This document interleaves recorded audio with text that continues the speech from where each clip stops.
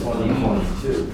Oh, yeah. Yeah, those two on the other side. On the north side. Okay, folks, we have a meeting in progress.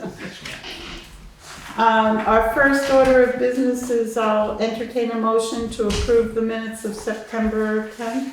So moved. Second? Discussion? I've got a few minor corrections. Let me hear if the board has anything first. Does the board have anything? Yes, Kate? Actually, Jeremy was reporting about the A&R, I think it's A&R, gosh, I should have. Where are we in number 4? A&R visit to the town garage? Yes, he said that the person that reviewed the drainage said that it was okay, it could be improved slightly. He gave some suggestions, but that it was okay. And that's not included in the minutes, and I think that affirmative, because he's asking for something in writing that confirms that. You see where it is? Number 4. On the first page. I remember A&R. two. Yeah, that he didn't receive anything in writing, but he was given the thumbs up, sort of. He was given, yes, he was told that the drainage situation met requirements, and now he's looking for something in writing, but I think the minutes should reflect that he was, that affirmative. Okay. All right, anything else, board? Okay, members of the public, what do you have to say? So going back to the generator, this is what the planning commission gave the select board. And I was trying to follow up on the last sentence there, which is the planning commission recommends Southworth Electrical for the following: less expensive, more responsive to requests for information, local business, and has been following up. So the answer was about grants, and we didn't have anything to say about the town hall generator, although we support that. It's not something that we had recommended, so I'd like to correct the minutes. Any further discussion The on that? correction is that the planning commission did not recommend a generator for town hall, right? Is that what Even though the you correction? support it, you didn't recommend No, it? I wanted to follow up on what we did recommend. So it's affirmative rather than negative. He asked as an update on the generator, Mirage Space. That, number 4? You're talking about number 4, Number 4, city? item 1. Yep. So you are affirming that the planning commission is recommending a generator for the garage. I wanted to follow up on that. Yes, exactly.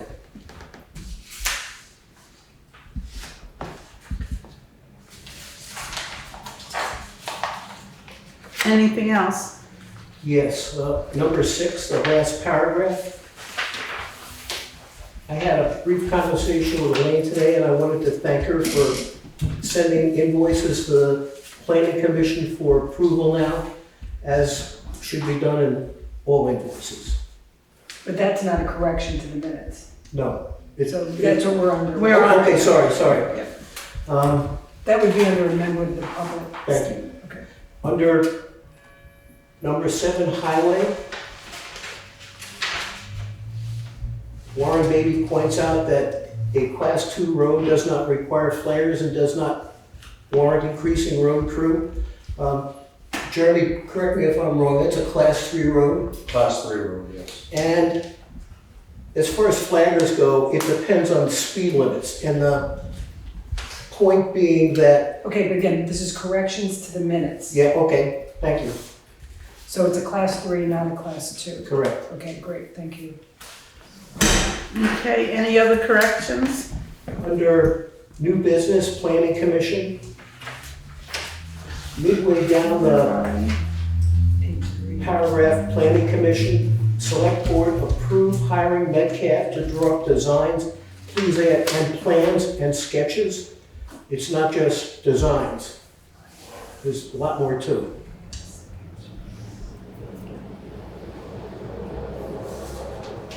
That is new business. Thank you. Mm-hmm.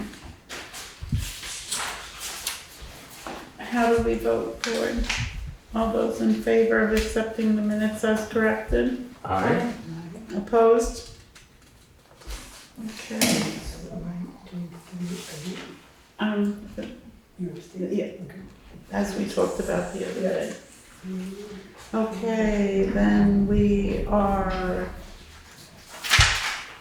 additions. We have a transfer station attendant issue that we need to address, which we'll address later on. Any members of the public that would like to be, that aren't on the agenda already? Hannah, you're already on the agenda, so, of course. Yeah, thank you. Yeah, I didn't see you. Yep. Sorry. Yep.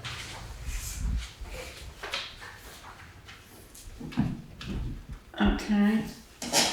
And then we'll go on to correspondence. So Bob has something he wants to say, right? But Under members of the public? as a member of the public later on or now? Yeah. Okay, go ahead. Later on or now, it doesn't matter to me. Now? Yeah, because I don't Okay. think there's another agenda item. So, I need to begin by apologizing. At the last select board meeting, I was in a rush, and I really wanted to talk about safety in Townsend. And what I'm referring to is, we've had a number of vehicle mishaps over the last couple of years. And while at this point, no one has been hurt, if someone is hurt, you can expect that to be news.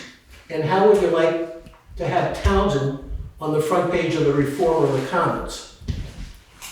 And what I'm suggesting then is that the select board, as the primary administrative body in Townsend, take an active role and propose a safety policy and making sure that safety is included whenever we do anything in Townsend.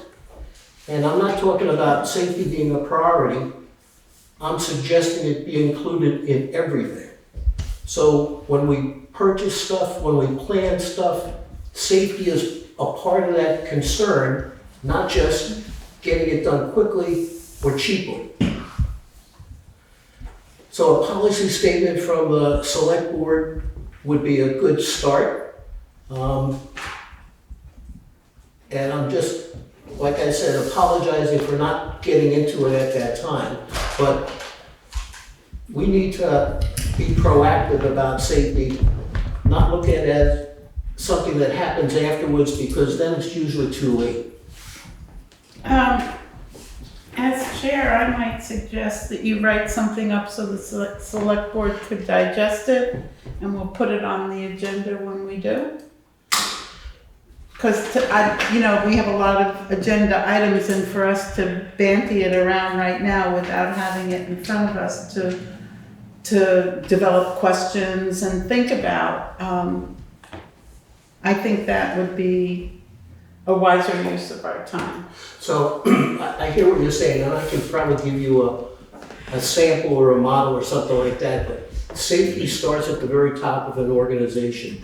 Yeah, I mean, you may said not that, have, we you may heard not that. have worked or been in other organizations where safety is a big important part, but I'll give you a model, and you can then decide how you want to massage it. Okay, thank It you. might also be helpful for us to check on the VLCT website to see if they have any sample policies of safety for Sure, good idea. municipalities. Good I idea. can do that if you'd like. Okay, thank you, Katie. Okay, any other members of the public? Then we'll move on to correspondence. Would you like to read the Katie, the Charlie Marchant letter? Yeah, I think I can. Okay. I read it a couple times. I think I Okay. can. So, this is from Charlie Marchant, and it's dated September 10th, 2024, and the subject is trees near cemeteries. He says, "It is our understanding that some money, $1,400 specifically, was put into the 24-25 budget for the removal of trees near some town cemeteries. The cemetery currently in question is the Switchell Cemetery and the Maple Grove Cemetery, both on Route 30. In the Twitchell Cemetery, there are several trees on the north border, Taft Meadows, that are Either dead either dead or leaning into the cemetery. There's also a dead beech tree on the south border. Regarding Maple Grove, there is a dead white pine tree on the southeast corner of the cemetery near the stone wall. This money allotted in a continuation of a previous tree removal program that involved the Acton and Twitchell cemeteries. This issue was brought up at the September 9th Cemetery Commission meeting. Sincerely, Charles Marchant, Secretary." We can talk about that now, or we can move it to the highway department, because I think Jeremy might have something to say about that, correct, Jeremy? Sure. So, it's up to the board if we wanna discuss Jeremy it. has something to say about it. I think we So- should hear what Jeremy has to say about it. Let's wait, let's move it, thank you for reading that. Okay, then the warrants. Okay. Make a motion to approve the warrants from September 24th, 2024, in the amounts up for the payroll, $13,541.67. Payroll taxes in the amount of $6,099.49. The general fund school taxes in the amount of $759,310.01. General fund in the amount of $600. General fund in the amount of $2,230. General fund in the amount of $20,093.04. Highway in the amount of $7,581.34. Highway equipment in the amount of $22,892.20. And also highway equipment in the amount of $123,501.69, for a total of $955,849.44. Second. Okay, discussion? Other than, wow, that's a lot of money. Yeah, it's school taxes. Yeah. And 2 equipment lease. Mm-hmm. But yeah, the equipment lease payments are in there as well. So, no further discussion? Okay. I believe that one $22,000 payment is the final payment on the 10-wheeler. The what? $22,000. One of the payments is the final payment on the 10-wheeler dump truck. Okay. Okay, all those in favor? Aye. Opposed? Okay, then we'll move on to highway. Highway. Okay, I guess we'll start with Charlie's thing. Charlie's asked us to remove stuff in the past, and I'm glad to help him where I can. We'll remove anything we can safely and without doing damage, but other than that, we're limited. Have you looked at the trees in question? Not the ones he just brought up. This is the first I'm hearing of them. There's, I do have one branch I gotta go remove for him over on the cemetery on Deer Valley Road. I don't know what the name of it is, but as far as the other ones, I haven't looked at them yet, so. Should we put it on the action items that you'll look at the trees and report back to us? Thank you. I'll Okay, get with Charlie and he can show me, so. okay. I guess we'll start. The old grader has been moved and has been looked at. I'm still waiting from the company. He's waiting on prices for parts. So you haven't gotten a verbal yet? I have a verbal. Sorry, I have a verbal, and he's just waiting to write up the written estimate. Does the verbal have a dollar amount or? He couldn't. Because he doesn't have all the He pieces doesn't have all the yet? parts. Pieces. Okay. So basically, you have a verbal that he could fix it, but he doesn't know for how much? Yeah. Okay. I'm happy to report that we will be finishing both of our grant projects this year before the end of the month. We'll be wrapping the one up on State Forest hopefully tomorrow, if not Thursday. And I don't know if Sherwood's not here, but we did manage to get that one bad trouble spot at State Forest, at the State Park included in this grant, so hopefully we won't have any more further washouts there. On to truck 3. I sent it over to HP Fairfields a few weeks ago. They were going to do the repair on the plow, and I was going to have them do some work on replace the bed chains and some maintenance stuff. And they found that the body is pretty much rotted out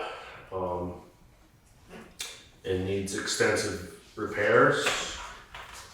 He did send me a few quotes on repairing the body.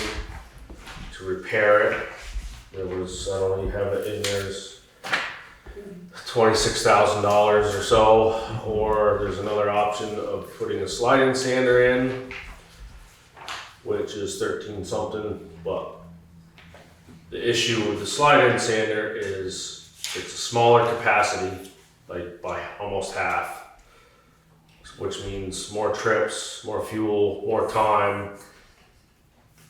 Not to mention when we do finally trade this truck in, which should be done soon. It is the next truck on the schedule, besides the one. Can this truck make it through the winter? I That's your opinion or his opinion? wouldn't want to run it, because if something does go wrong with it in the middle of the winter, then we're down, as it is, we're down to 2 trucks down. So You mean it can't make it through the winter as is? I wouldn't trust it, no. So And if we were to put $26,000 into this, what would it be worth as a trade-in? well, I have no idea. Yeah, But I mean, it's a 10-year-old truck as it is. right. But we can't not have it. That's the thing. That's what I'm trying to explain to you. I can't do my job with 2 sand trucks properly, because that's just gonna be, more time, more hours, more people calling because their road's not sanded, just plowed.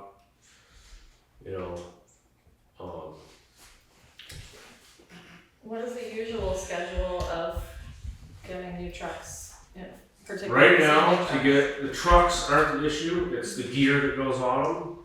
Both Viking, every body company and plow company I've talked to, they're 2 years out. Right, but how, you said our truck is 10 years old. Right.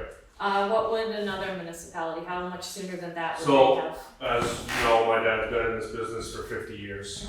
He does 10 years on his trucks. Okay. Maximum. So it's up. Maximum. So, Well, 10 that's years on his big trucks, 5 on his one tons. one of the things that we have asked was for a maintenance schedule and a depreciation We're schedule. doing maintenance schedules. The Okay, depreciation thing, I've talked to multiple other towns, and I don't know anybody that uses something like that anymore. I agree, I asked around as well, and I couldn't find anybody that No. would. It's a year, 10 years max. Some towns are 7, so that you get good value for your trade-ins. well, that is a depreciation schedule right there. Everybody's doing it on a year to year, not a mileage or. You think Just it doesn't matter if they're in good, mileage wise. It's 10 years. You think this, the slide-in sander depreciates the value of the truck at trade-in? It would, yes, without working 4-season body. Yeah. So And do you have this money in your highway, in your budget too? Is it? it wasn't budgeted because it's an unforeseen repair, but I mean, we could take it out of the equipment budget because technically it is equipment. that $200,000. No, that $200,000 isn't there anymore. How do you figure we're only spending $130 on lease payments? We can go over that at some point. We can talk about truck 3. I think we probably need to make a decision on whether or not we're gonna fix it. We do have the documents to show what's wrong with it. I need to know sooner than later so they can get going on it. I agree, I think that, we should try to make a decision sooner than later. Connie? Is it your recommendation to put the 26,000 into it? It is. And any idea of like how many years that would get us? I'm sure it's being done by a professional company that would probably get us it, till we get rid of the truck. It'll be back to semi-new-ish, so. I, for one person, would like not to act on tonight to find out if we put $26,000 into it, what the value of the truck would be and what its longevity would be before. Alec, we need the truck. I can't go the winter without I didn't tell you that. I said there's a meeting October 10th. it. These people are busy, they need to know. I've already put them on hold for 2 weeks. I don't agree with you. I want to see what the board feels. I'd like to. Well, how about this? I'd like to make a motion to repair the dump truck. Can you give the numbers? 26,000. 20, I think it was 27,000. I think it's truck 3. 26,000. Okay, I think I referred to truck 3. I'd like to make a motion to repair truck number 3, not to exceed $26,000. I can't guarantee that. This is an estimate.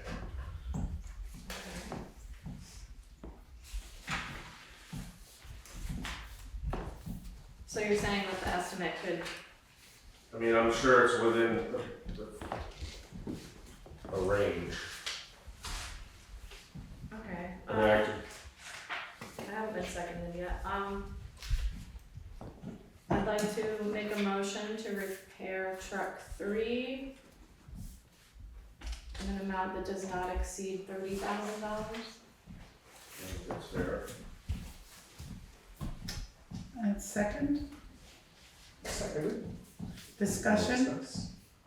I'd like to clarify, or I'd like to get some clarity on whether or not there is money from that $200,000 that there is money to cover this expense from that $200,000 that was voted for at the town meeting. Since we went with leased equipment and we did not spend that full $200,000. Connie? My understanding of the language of the article may not include repairs. I just wanted to raise that. That's what I was looking for. Yeah. They said to purchase. Yeah. Lauren has her hand up. Laura? Wasn't there money in the budget, the highway department budget, excluding that $200,000 to help cover the cost of repairing and maintaining vehicles? It should have been. Mm-hmm. Yeah, I mean, Yeah, we'll have a town report. Yeah, it had to have been money in there for that. That's why, Connie? Before you wanted to talk about it. So, the issue of maintaining, equipment, that was budgeted for, the maintenance, and we increased it quite significantly from the previous road foreman's budget, because we think that the previous one wasn't accurate, so we did increase it substantially to maintain. Can I add to that? So what we put in the budget is basic parts, tires, cutting edges, tire chains, oil changes, anything like that. Wiper blade, stuff like that. Which What we wasn't, budgeted doesn't cover unexpected repairs. so for the maintenance of equipment, we increased the amount significantly in order to cover those areas that Jeremy just referred to. When this repair issue came in, I asked Elaine about the fact that we did not budget for repairs. And And was that a mistake of ours, or is that how budgets are generally looked at? And she had said that you don't really know what breaks down, and so you don't really budget for it because you think your equipment's gonna operate. So there, in terms of actual repairs of this nature, that is not in the budget. I think, we're also, I wanna remind everybody, this has come up a bunch of times with, these unexpecteds and the shape of a lot of our highway equipment, even right down to what was it we were talking about at budget time, the seals and different things like that. We're still feeling the effects of this deferred maintenance that was going on, in budgets that were written that did not take these things into account for several years in a row. So it seems like it's just raining on us right now, coming out of Jeremy's mouth, which is like, it's hard to take. But at the same time, this is the result of that. And we're still scrambling to get on top of all of that deferred maintenance to have a plan together, which we're on the right track for. But this is the result of that. I mean, when things just get passed forward and hope they don't break, this is where we get. So I do think that's part of my motivation to jump on top of any possible repair we can make that keeps at least the current value of our truck intact, not putting a body on it that isn't gonna be 4 seasons, which is not gonna help us in the long run. It's not even about that value at this point. Winter's coming, it's inevitable. Well, yeah, exactly. I need the equipment. Right, It's that simple. right. So Jeremy, is HP Fairfield in New Hampshire the only, They're the only Tenco dealer. That's the body brand that's on the truck. yeah, So I also want to raise that in speaking to Jeremy a couple minutes before the meeting started, he mentioned that there was this option for this repair, or if you were to replace the bed entirely, you're waiting 2 years for that one part to come.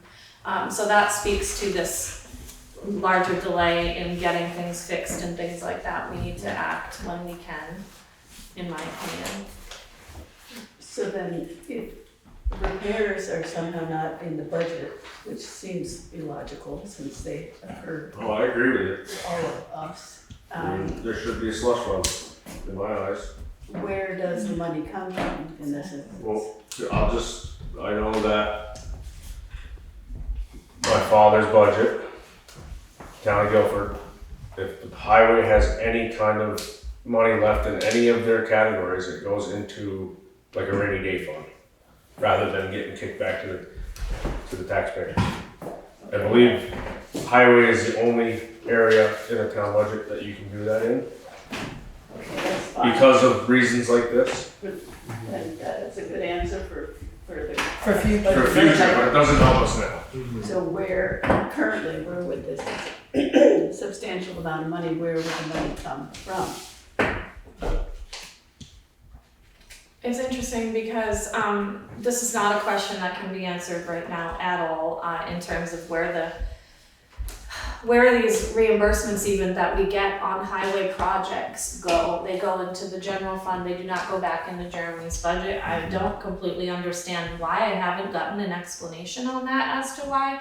But even right now, he reported a few minutes ago that he completed our 2 fiscal year 23 and fiscal year 24 grants. One was for $21,000 and the other was for $31,000. So right there, that would have been $52,000 back into his budget that we're not gonna see in his budget. That goes to the general fund. Okay.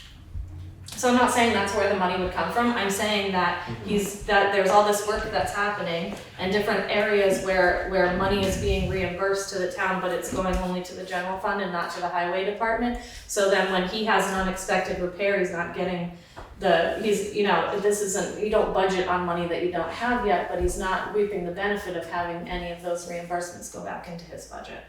I don't know how to scaffold that. I have not gotten an answer on how that works exactly, but I think that we need to do something. asked? We've asked this question many times over. It's just, But who have you asked? Elaine. oh, We have to, I think it's a joint question. Okay. Auditor question. I think we should, yeah. Okay. Because there's been significant things that the highways Well, had and to Connie and I cover. have talked about it because a lot of her time goes into these as well. So if it were to go to the highway, a portion of it should offset her salary. Mhm. And we can talk to Jordan about this, but again, it doesn't solve this problem right this It second. doesn't solve this problem right this second, but I think it is an important line of discussion alongside of it. Because we need, like, there's been the flood last July, humongous hits to the highway department budget. We're dealing with deferred maintenance, we're dealing with all of this climate stuff that goes on that hits our budget, and then we just have no way to pay for it. What about the FEMA money, where's that going? General fund. And who's keeping track of all of this money? Am I wrong? I thought that the FEMA was now a line item in the highway, but I could be wrong.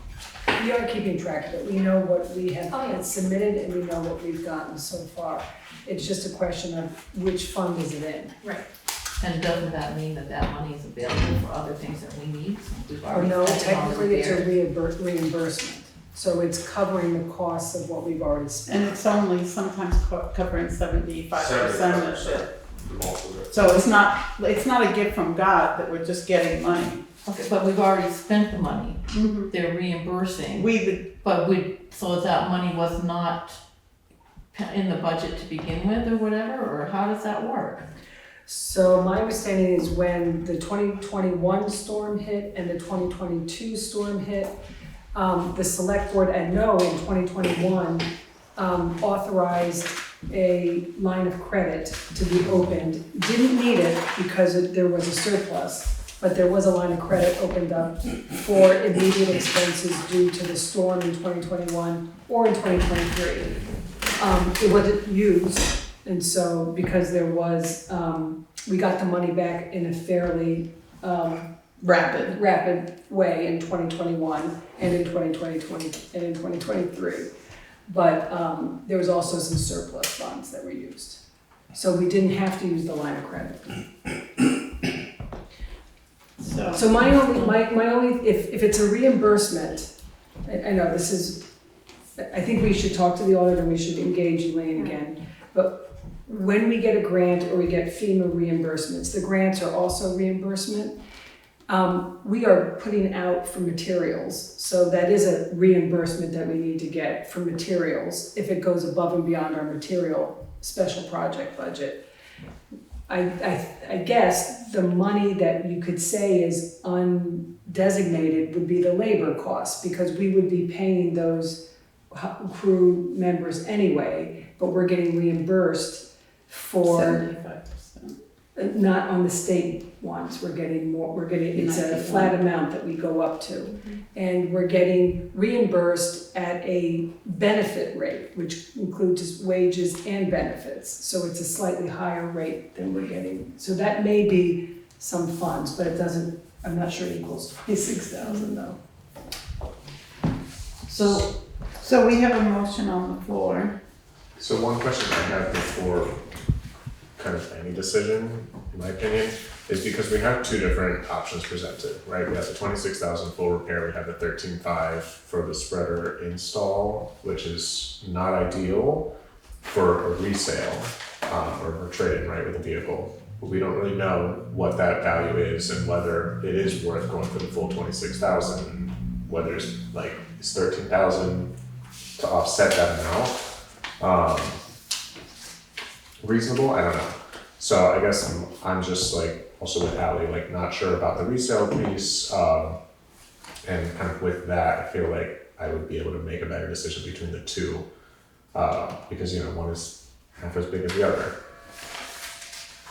I think what I understood from Jeremy is that when you put that insert in there, the truck is no longer a four-season vehicle, right? Well, Can you explain that a little bit more? it's a capacity issue, material wise.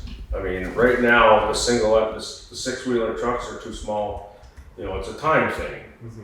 You know, if I gotta do three more trips up over the mountain because I can't carry as much, that's, you know,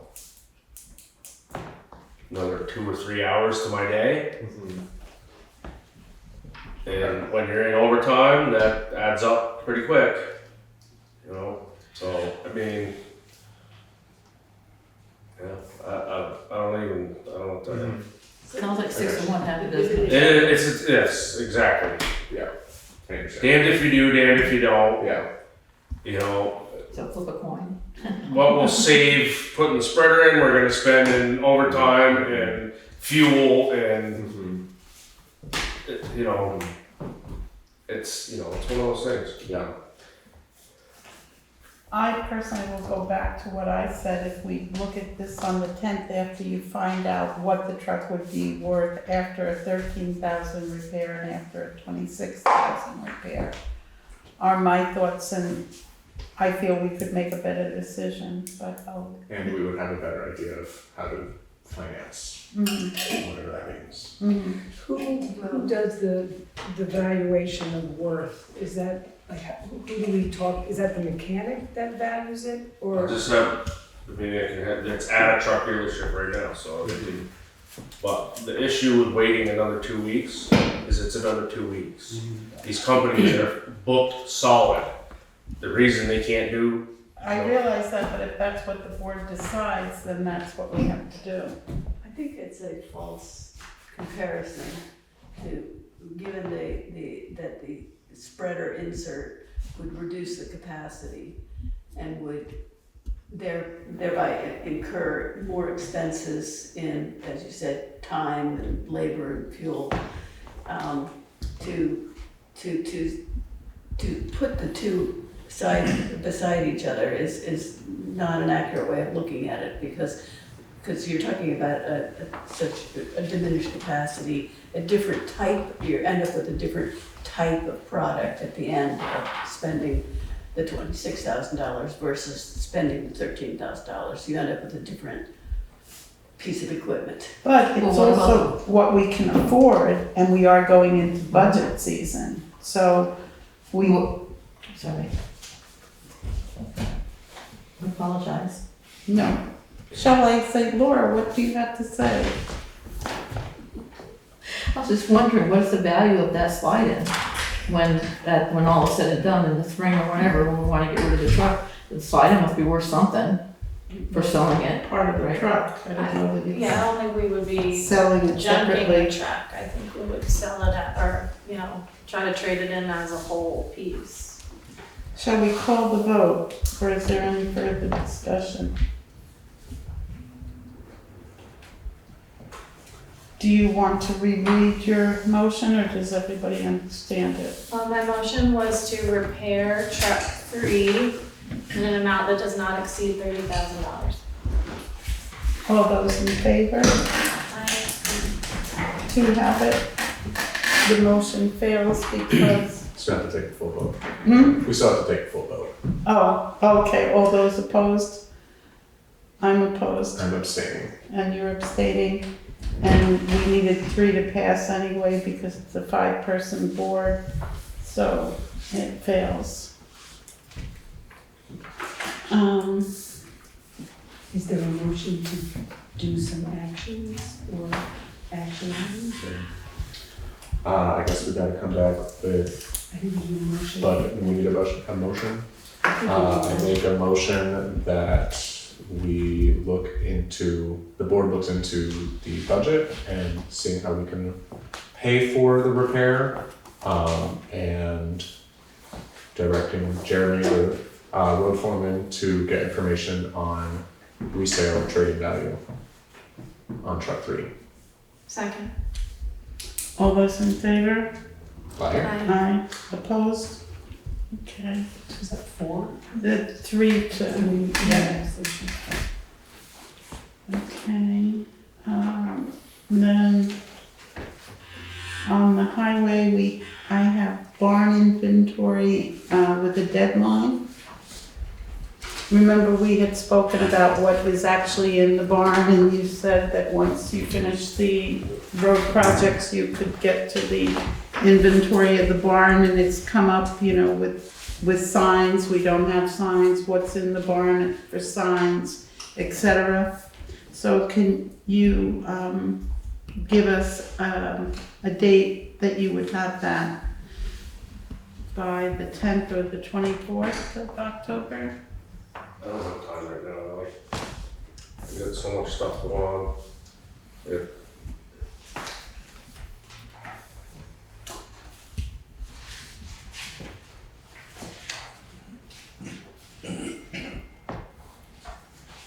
Okay, I'll make note of that. The grader, It's been moved. Been assessed and I'm waiting on the estimate. okay. Anything else from you?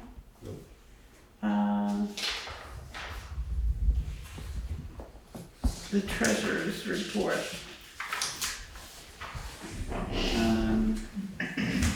Our packets have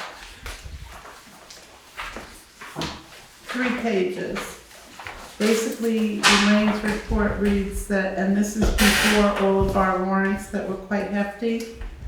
The general fund account was $1,836,749.07. The sweep account was its normal $30,000. The school payment was, as Kate read, of $759,310.01. And then she has requested clarification from the board. Should garage foremen be paid overtime for coming to select board meetings, or is it understood that hours be reduced from hours worked?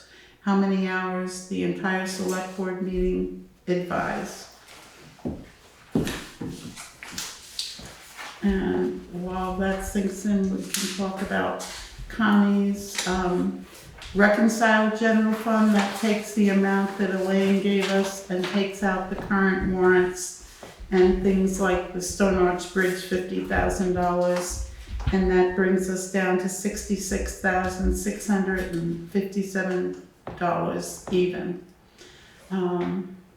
And hopefully that'll take us through the next tax collection time. So,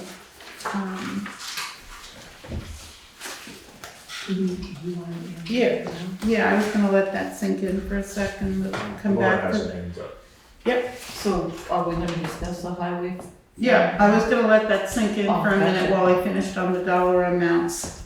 So does the board have something to discuss with this? It's my understanding, and Katie, maybe you can refer to it, because that the hours were to be reduced during the week, and that the prior board said. But you were on the prior board, not I, so. I don't remember that conversation. I also don't even know how that would be possible, but I'm comfortable with the current way that it I goes. can say that I do try, I'm playing catch up here.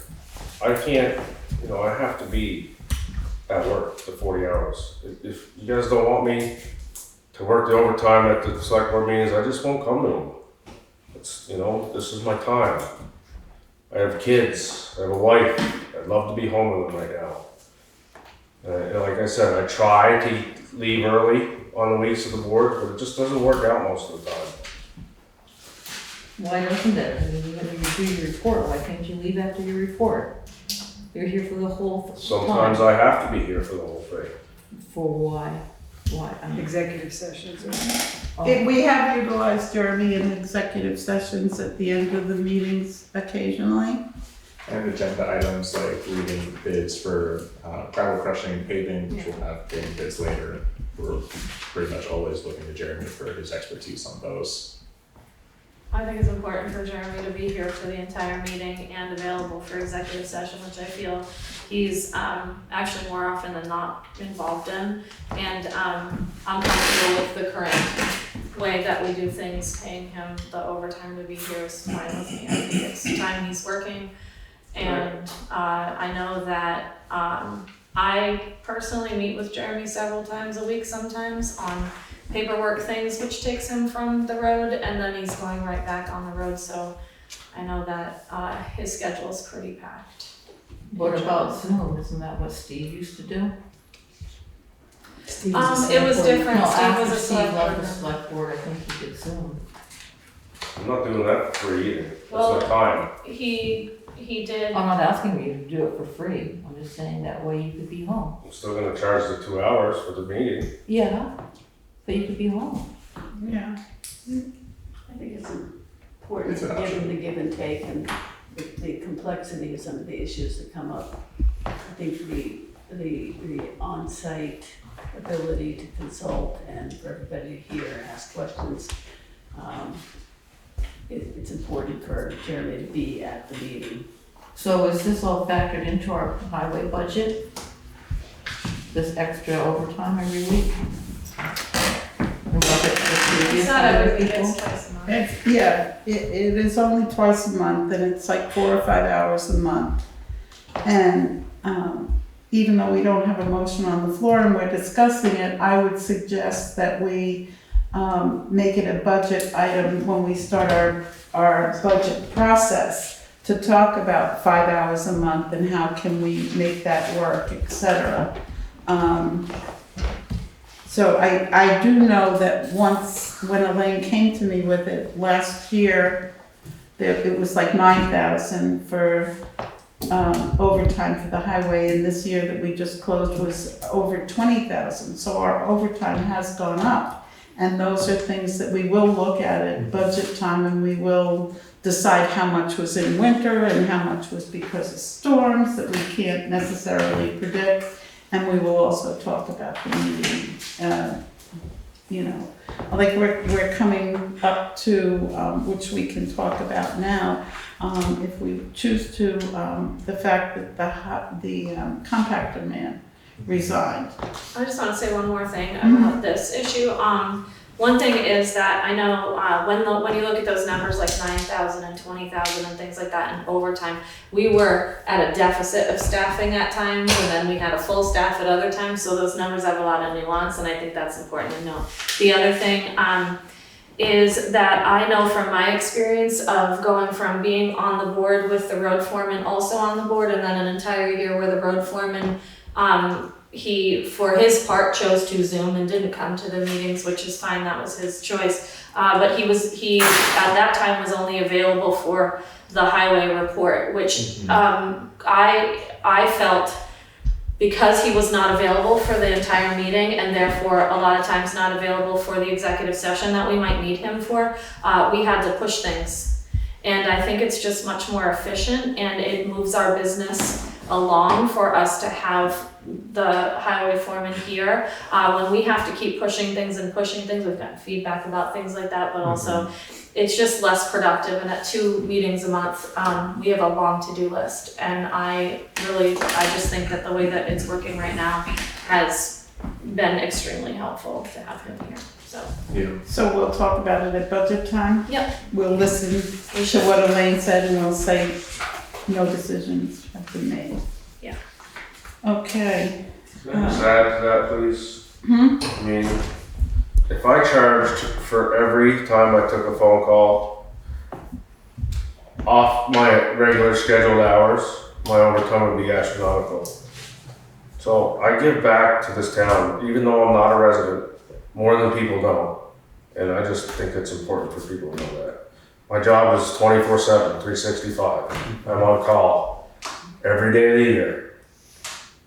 So, I mean, if people can't understand that, I want the 2 hours every 2 weeks, then, I don't know what to tell people. And the way our meetings go, it's gonna be more than 2 hours. I'm not here to cheat anybody. Jeremy, I'm nobody fair. said you were. Somebody I'm brought just it, pointing it out. yeah, That's somebody all. brought it up. And I think right now, if we wanted to, we could move up the, garbage attendant, and if Jeremy wanted, he could go home. That's big for the paving. Your paving, this is the paving bids. Oh, that's right, we do. So never mind. All right, town clerk. The town clerk brought in $1,788.50 between September 1st and September 15th. Now we are on to the chair report. Basically, we have a list of action items, but before that, you folks were going to comment on select board 6-month check-ins. Has anybody thought how to verbalize that?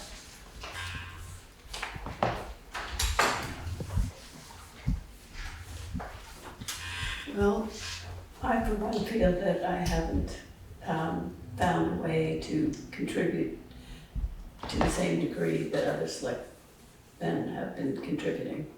Okay, and how can we help you with that?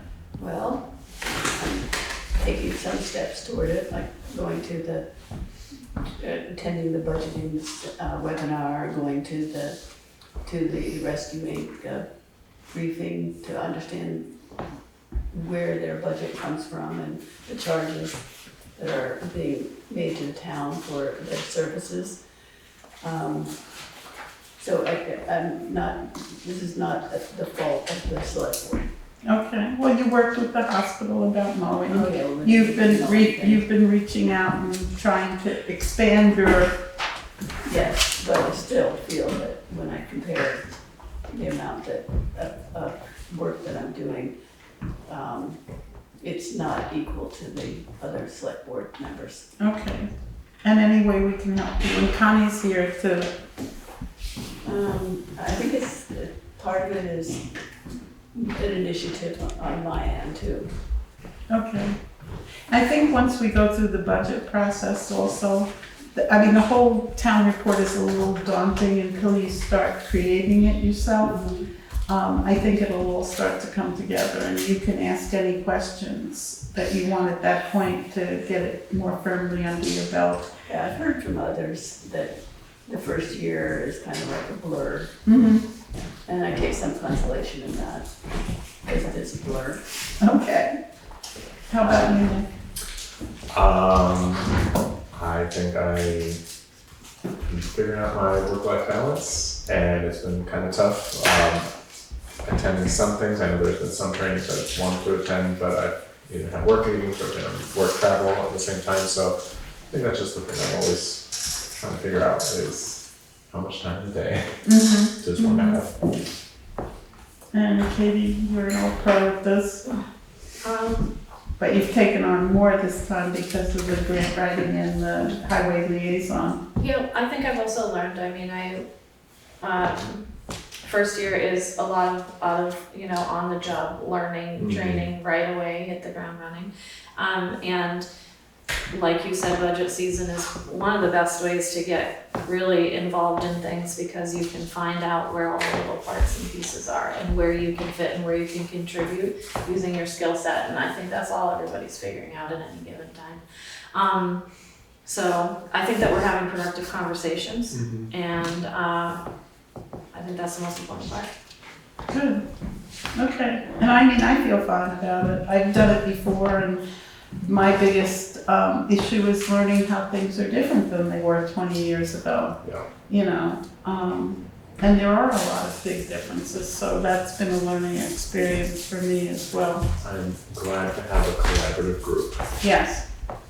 Yes. Also, Nick, you can get some of the trainings after the fact. Oh, yeah, okay. So you can, the VLCT has a whole section, so it's any years, you can often go back into it. Perfect. And sometimes watch the whole thing too, Nice. so not just the slides. Thank you. The slides tend to be more efficient. Yeah, Totally. During the webinar, that essentially reading the slides very slowly. Yes. Is I've had my fair share of government trainings. Yeah. Okay, then the action items are next. I'll run through them quickly. Stop me if you have something to say. The hold harmless letter regarding the tires is done. Warren was to speak It's in your to box. the harmless. unleashed dog owner. And that for I don't know that that's happened yet. I have a question mark after that. Reach Sheriff's Department were to speak to Newfane. Katie spoke to Newfane? I didn't have to, I downloaded their policy right off Okay. their website and gave it to Connie. Okay, That's a different item, that's not, this was regarding the law enforcement. the sheriff. That wasn't a Katie, it's referred to later down here. Oh, I thought Katie did the Newfane Sheriff's Department. She did the No, dog. I did the ordinance. dog. Oh, okay. This is the one where you have a call into Andy. Yeah, Andy Coyne, but that was about traffic, Yeah. not dogs, yeah. Right. I have a call into Andy Coyne, who is the liaison to the Sheriff's Department from Jamaica. And basically, he's gonna talk to his board. He and I spoke. I said that we met with Anderson, that it was said that we could possibly join with them or could possibly join with Newfane, and he's gonna talk to his board about it and get back to us and give us some more facts and figures and how they're satisfied or dissatisfied or whatever. Okay, the West Street sewage, I wrote next to that, it said the town will do, and then I said, well, who did it? And nobody did it because we didn't put a name there. So anybody would like to take that, it would be appreciated to do a little research into the West Street sewer. Sure. And whoever's curious, Diana Lane has a whole binder, as she's the one that's been maintaining it, and you know, the go-between between the 8 properties, and she's the coordinator and has a binder. And we want to make sure about how it was set up originally and. Right. And then as far as me looking into anything of being able to branch off on my own, like none of that is feasible. I don't really need to research that. I know the basics of septic construction. There's not enough space on either of my properties for any kind of septic system. Proximity to drinking wells, not being able to be driven over, Act 250 permits. I mean, the list goes on and on. It's not feasible for either of my properties to be like, oh, I won't be a part of this, I'll do my own thing. That's not possible. Okay. All right, so did anybody here want to look into that? I can look into it. Lindsay, you have the binder, Diane has the binder? Diana Lane has Okay, one. Diane has, okay. I don't know if I said it last time, but I think it would be important to talk to some neighboring towns and see how they've dealt with this issue. We can learn a lot that way. Yeah. Especially like model policies and different things like that. So that would be where I would start. Okay, moving on to number 2, Jeremy will request Scott Jensen put in writing the findings about the town barn, and you're still waiting on that? I'll call him, I have not received any correspondence yet. Okay. I'll call him again tomorrow. Thank you. Stone Arch Bridge project, Jeremy will have a conversation with Brian about when the bridge will be open and safe for pedestrians to pass over, and the town will notify quarantine. Brian was not there yesterday when I did my walkthrough. I guess I will see him on Friday. If I can, I mean, I won't be able to make a report until next meeting anyway, so. Well, but in Friday, he says that you can walk over it. We could give Alenka the permission to call Carcane in regard to the school bus issue. So, what's I more? would probably venture a guess we're a week or 2 away from that. Just the way the site was the other day when I was there. A lot of debris, a lot of rocks, still a lot of stuff going on. So you'll ask him Friday, but we won't try to figure it out until you get more information. I need to speak with him about that. Okay. Jeremy, I was wondering how soon after they complete does the paving begin? That's, depends on, now that we're getting closer, I need to coordinate that with Paving Brothers. Yeah, somebody asked me that the other day. I just didn't have a way to answer it. My hope is within, a very short amount of time. But And it all depends on the contractor too, so. Right, and they can't open it to drive over until it's paved, yeah. Ideally, no, because the grade will Yeah. get messed up. Yeah. And then how long do you think that paving job will take? They should be in and out of there in a day, no more than 2. Okay. Okay, the action item about the rescue will hold until this next part. We did the check-in. We did the tires. The only thing we have is to get information from Warren about the dog conversation, right? No, we have the whole issue of logging and stumping trees on the town pit. You're still looking into that? Jeremy is meeting with Hunter Excavating to have a conversation about, a look at that in terms of logging and stumping. We have reached out to the state forester, who has said it really isn't his purview. So Jeremy's opinion is that we, after he talks with Hunter Excavating, that we put it out for bid, the logging, and that whatever logger receives or is awarded the bid also has to include a forester to go in and review the trees. So that covers the pit and the logging of the pit. So do we need a motion to make that go forward? I think we're still just researching it Okay. after Hunter. Maybe we come back at the next meeting with it. Okay, anything else, Connie, in your I opinion? think that's it. Okay, then we go on to the budget calendar. Basically,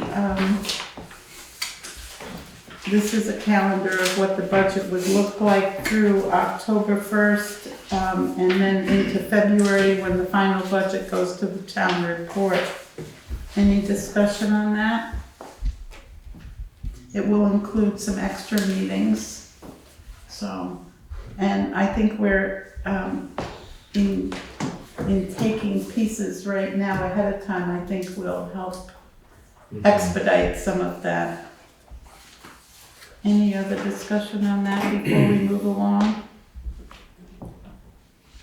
Old business, Budgetary Select-Board Projects. Connie and I have worked with Mr. Bob Spencer on trash. And Bob, shall I just turn it over to you and you tell us what? Sure. Can I come up there? Yeah, of course. If you want to sit down, you can sit right next to. Can I just do a little info for the? Sure. So just a little opening summary. Ally has been raising the question about what's the most efficient way of handling trash in the town of Townsend. We have a current system that's aging, which is we have a compactor that is aging and requiring more and more repair. We have a current company, Casella, that is becoming quite expensive in terms of removing of the trash, the recyclables, and the compost. So Ally wanted to research what are our different options on trash removal, and she engaged the Wyndham County Solid Waste Management District. which is Bob Spencer. Thank you. We met Ally and Connie, and then Irv Stoll, who's your rep to the Solid Waste District. And also we had Jamaica Select Board member Kate Ullman meet here the 28th. They have similar issues with their contracts expiring, to figure out what are the next steps and what are your options. So following that meeting, Kate sent a list of questions to Connie, I'm not sorry, Connie. that's okay. Kate from Jamaica. I know. She probably did. Thank you. The first, and this is to, what are all the options available to a town? And that's really, you know, before you start investing more in a system that may not be cost effective. Very similar to the highway decisions, you know, like, keep the current system in place. The town owns that trash compactor truck. It's driven down to Casella's Brattleboro station every few weeks, and the town gets invoiced.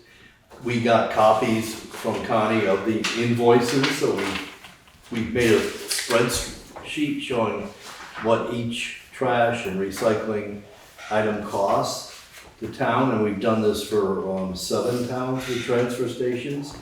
And there's a comparison available, which I'm not really gonna explain tonight, if you want it. The recycling, the town has 3 town-owned containers that were actually given to the town from the solid waste district in 2017. And Townsend this is a conclusion, has a relatively low cost for trash disposal. It's $115 a ton, plus the cost of the employee, highway department driving that down. And recycling is there, you pay a rental fee of $165, a hauling fee of $165 each time the box of recycling is hauled, again down to Brattleboro, plus the tip fee, which is $202 a ton. Recycling is almost twice as expensive as trash now. And it appears that Townsend is not benefiting from this formula that other towns are benefiting from, where Casella factors in the market rate and gives a rebate back each month. So if you do go out to a new bid, or if you go into negotiations, this is something that we could help you with. They make it kind of complicated. Wyndham Solid Waste just signed a new contract with Casella for operating our transfer station, hauling. And we took 3 months of negotiations. So it's not necessarily a fast thing, because you're dealing with a pretty large company that has strong opinions, and they want to get the best deal. So you have an opportunity, I think, to lower your cost of recycling by including this rebate. It's called an average commodity revenue. Currently the compost organic waste program is actually fairly expensive. You pay a rental fee on 6 rolling tote containers that they pick up, and they're charging the town $460 a month, and that's just a straight fee. There's no tracking if it's at half full, it's partial full. It's just a flat fee every month. The town, this is something that you could do, is start to monitor how full those carts are, and setting the stage for when you negotiate a new contract, and so that you could say, hey, half of them aren't used every month, and we'd like to go to a per cart charge rather than a flat fee. But that would require an attendant to manage that system and only put out carts that are that would need to be filled and not partial carts. The compactor box,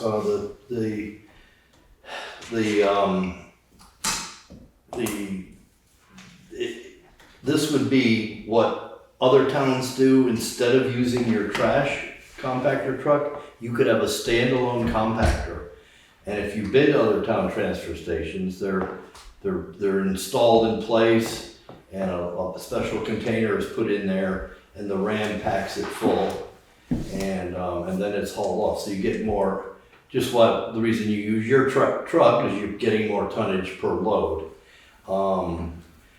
This would be Wilmington. It's shown on our spreadsheet. Pays a rental fee of $250 a month just for that box, plus $480 a haul, plus $115 a ton.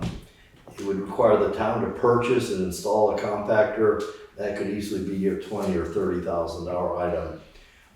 That's probably the most expensive option. And that's why the town's been using this Packer truck model for many years. And you're the only town of the 7 in the district that uses that, which is actually a pretty creative way to handle it. It's not bad, and it's been working. Well, it cost us $10,000 in repairs last year. Yes, and this has been going on for years, and replacing that Packer 10 years ago or whatever. So it's just never going to go away. Then, if you did that compactor system, you could still continue with your recycling boxes and your compost collection. Probably the most economical way to change things, if you were going to, would be to not use the Packer truck and go out and rent from a hauler, your hauler, 10 cubic yard dumpsters that can be served by a front load or a rear load, usually a front load truck. It's just a dumpster like you see at businesses. And we figure 2 10 cubic yards would get you through most weeks. And then you wouldn't be driving a truck somewhere. We contacted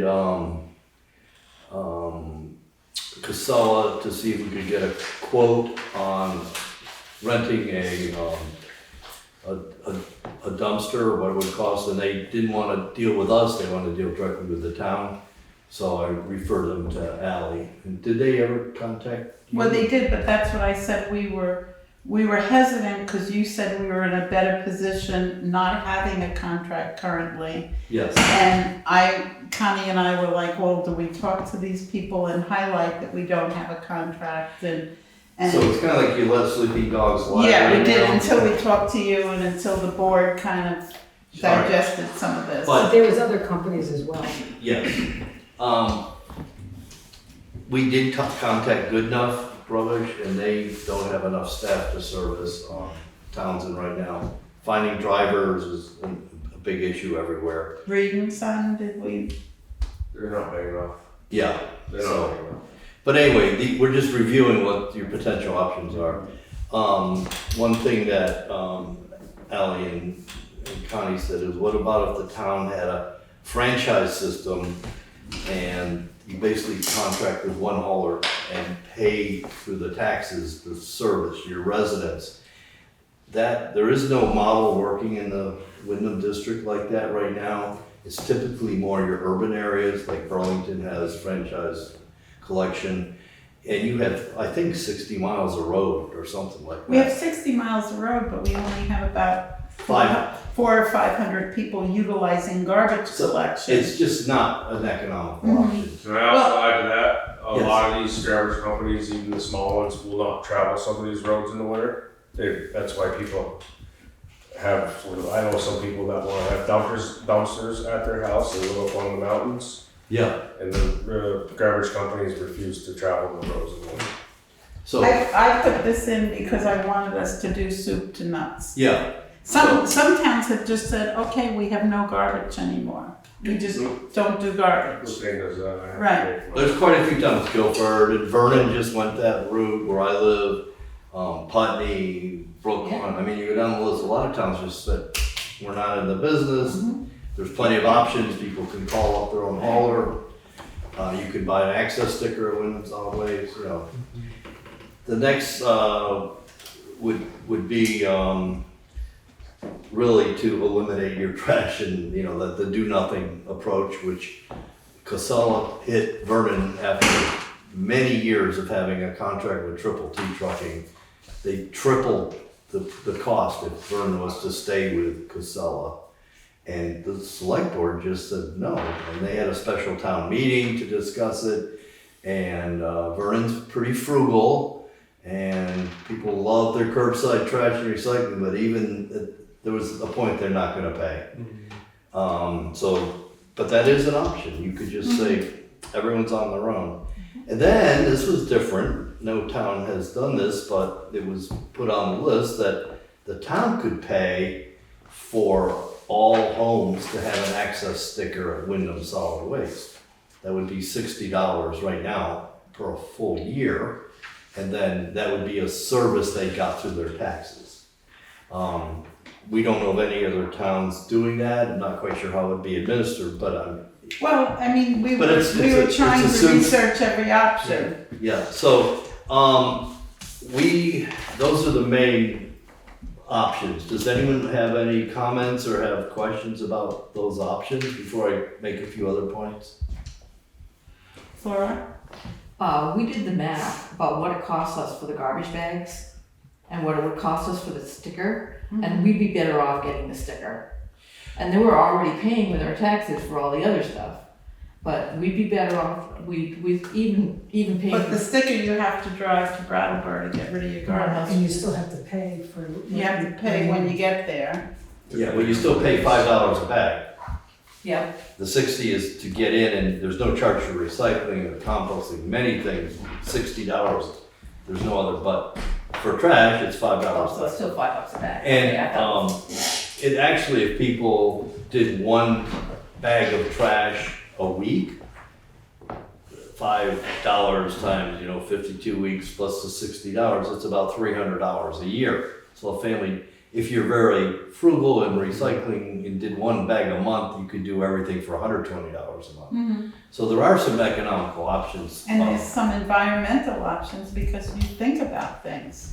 Absolutely. Yes. So, I mean, Townsend residents seem to be pretty frugal overall. So one of the things we don't know is your current per bag cost that you charge residents for a trash bag covering the cost of trash and recycling? No, and we talked about should we increase it, and we thought we'll do this front work first, get all our information, see where we want to head, and then if we stay with bags, we'll consider increasing it. I think you should. And then the other thing, like if you were to sell your own stickers, like people that come into your transfer station now, if they want to just recycle, there's no charge, right? And recycle And costs a as lot. I just pointed out, it's almost twice the cost of trash. So it might be in the best interest of Townsend to have your own access sticker for a resident who uses your services to pay an annual fee. We've calculated our $60 a year is based on if someone didn't bring any trash because they took it to their relatives or their work and just brought recycling, maybe 1 ton a year of recycling for a family, that's a lot, but $60 would cover that cost. So we landed at, I did a little rough estimate, I landed in the mid-50s for Townsend based on your, if you had people. We have using- been requiring hang tags at least so that out-of-towners are not coming in and dumping. And that was the issue, Yeah. we're taking, so I mean, you have a good system. And people feel that recycle is free, and it's not. So you could start doing some more of your own homework, like have your attendant with a clicker count how many people actually use recycling in a week or a month. You pretty much know what they do for trash because there's a bag transaction. But none of this is easy. There's so many layers of complexity and variables. So where we're headed here is that there's 5 towns out of the 7 that don't have current contracts, just like Townsend. They've expired. And we're looking into, and I think the town would be interested in this, doing one request for proposals on behalf of 5 towns to provide service to their transfer stations. We would not administer it, the actual collection, but we would administer the RFP and help the towns.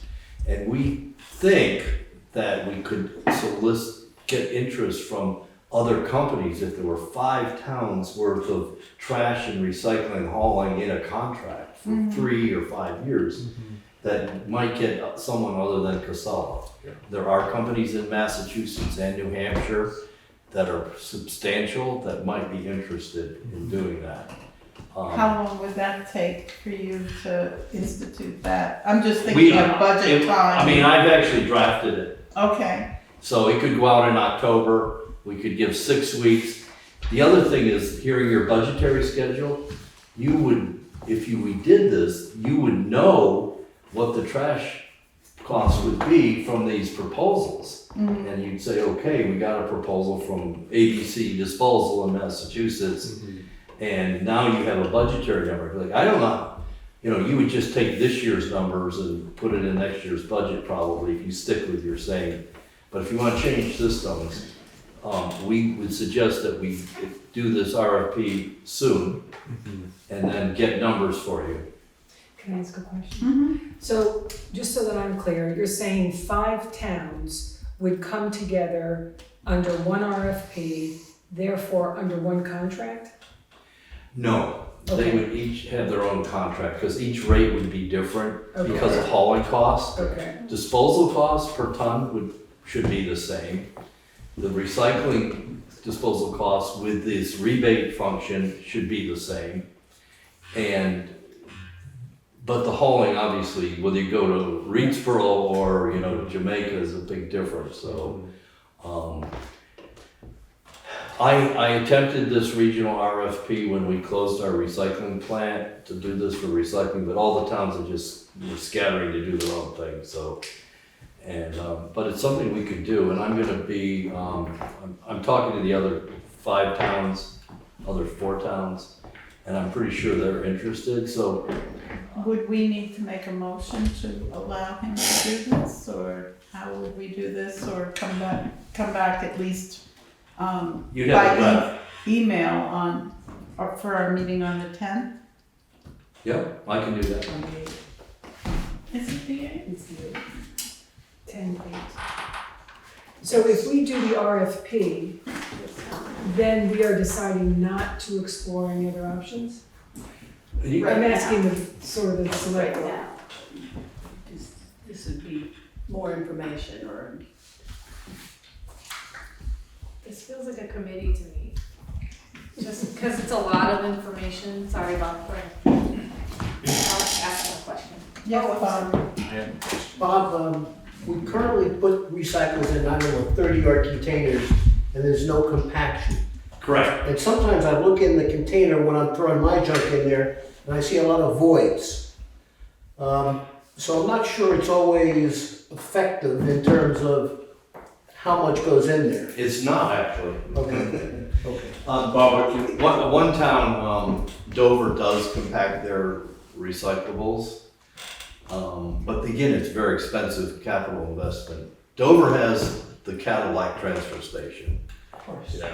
Right, You guys have the most cost-effective transfer station. And it still doesn't That's a feel that compliment. cost effective. I have a question. Whatever happened to the returnables, where you're paying a nickel for every can and every bottle and every plastic, glass and cans? You're paying a nickel or a dime? Well, at our transfer station, in many towns, they have a 5-cent deposit container, and they ask the residents, don't put those in with the $200 a ton material, keep them out, and we'll have the Boy Scouts take the money, or goes to offset the town. We do it It in used our. to be at like grocery stores and things. Well, grocery stores do still take. How does that benefit the town? So you bring up a good point. But it benefits the people. They get their money back. They give the store a nickel or a dime for every can or bottle that they. But they have to go to Brattleboro to redeem it. They don't do it at Riverbend anymore, they used to. I haven't seen it. They- You have to go I to do on Brattleboro. there. Most people don't want to waste the time. So Yeah. whatever program. it's a time suck, is why people don't do it anymore. One thing, piggybacking on what you're saying about a committee, I think we need, I vision a sign outside that says Wednesday night, let's talk trash. Because I think there's a lot that people don't realize.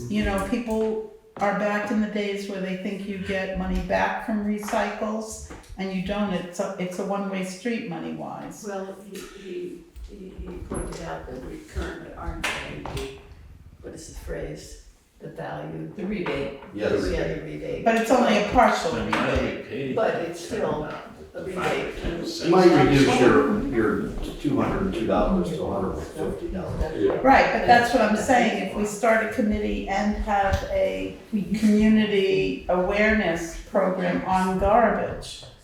Absolutely. You would want to accompany whatever you do going forward with some public outreach and education. And we can provide that assistance to you. Right. We have staff people, resources through your membership in the district to help with flyers and. Now, our membership in the district, just so that I and everybody else understands it correctly, is mandated that we belong to you, so it's to our benefit to figure out how to get the most out of you that we can. Well, actually, I want to correct that. Okay. It's not mandatory to be in a solid waste district. Okay, And you could get out anytime you went. Whitingham got out, political craziness at the time, it's cost them a lot of money. Okay. But most towns, when they do the evaluation, and I've done it with Guilford, I've done it with Vernon, you know, say, hey, here's what, if you go on your own, and they quickly find out that there's mandatory requirements for solid waste plans, household hazardous waste collections, things that add up to a lot of money that you get through a regional authority. Okay. We're very cost effective, and my board, and Irv has been in this business forever, they watch every penny, you know, and it's good. I mean, I like it. We have very lean staff and provide good services. So anyway, if, I'd like to find out if we do the RFP, I'll go through the retrack system that you report into. You do that? And get the annual tons of trash and recycling. I'll do this right from the state, so that when we do an RFP, we can say, here's towns with 280 tons of recycling and Jamaica and blah, blah, blah, so that the vendor knows the proposal and factor in that. But coming back, you would not be obligated to participate if, we get bids and you can look at it and say, and maybe only 3 towns of 5 say they want to do it. But we thought it might be a way to leverage some other Some buying proposals. power. Yeah, buying Yeah. power. Yeah. I don't know if it'll work. Yeah. Can we give Bob permission to go ahead with that, folks? Shall we? Nothing to lose, really, Yeah. I think it's good. so. Do we need a motion to? Probably better to do a motion. Okay. I make a motion to allow the Wyndham Solid Waste Management District to prepare a group RFP, including Townsend in that. Second? Second. All those in favor? Aye. All right, 3 have it. All right. And if the other towns for some reason decline, we'll still do a drafted RFP for you, which is Okay. where we started anyway. Right, right. So, but this we didn't realize how many towns didn't have current contracts. Okay, So it's been a learning curve for us. good. So Well, thank And you. you're an easy person to work with, thank you. Yeah, okay. Thank you very much. And anyone wants to discuss this with me, can call me up or email me anytime.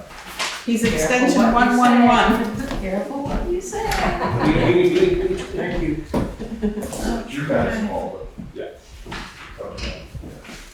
Okay, then we move on We're still to, on. yeah, I know we're on to healthcare, right? Yep. Connie and Katie are going to present to us healthcare. Sure. Laura, did you have a question? Yeah, what was it? Fidelity sucks. Do you have to have a special, are you going to get the Wednesday talk trash thing going definitely? No, I said that was an idea. I like that, but, would you have to have a special town meeting or present it to the town if you just decide not to just tell people you deal with it? Take care of it yourself, I mean. I think Newfane did have a town meeting. I don't know that we'd have to have a town meeting, but I mean, I as one person would err on having the voters check in either at the town meeting itself or a special town meeting, but we haven't gotten to that point yet. That might also be a question for Irv, who seems to have been involved in this for a really long time. If you're changing the budget. Yeah. Yeah. Okay, Learned that on the budget. Yep, the one thing I made very, very clear on the budgeting webinar is that when in doubt, don't even be in doubt. Stick with what the voters voted at the town meeting. So, don't. If you're changing what the voters voted on. Make it substantial. right, you wouldn't have to have a special town meeting if you covered it at town meeting in Yeah. March. Right. Okay, on to healthcare, unless you guys wanna be here all night. Do we wanna talk trash all night? Are you serving desserts? Yeah, right. healthcare cost plans by Connie and Katie. So I'm gonna make this short. So we all know that we have been notified by Blue Cross Blue Shield that our rate increase is pretty substantial. I think it was 23, 4%. 23, almost 24, 23 and change. They are increasing the rate, our premiums. So that's a big sticker shock. So the document you have in front of you is the result of researching what other options there are to try to contain our healthcare costs. Not necessarily reduce would be great, but contain and avoid a 23 or 24% increase in our premiums. So we did find that because we are a self-funded entity, there isn't a lot of options. A lot of the companies aren't doing self-funded. Because we're a municipality, we are in a unique situation. So the two companies that are available to us are Vermont's Blue Cross Blue Shield and MVP of Vermont.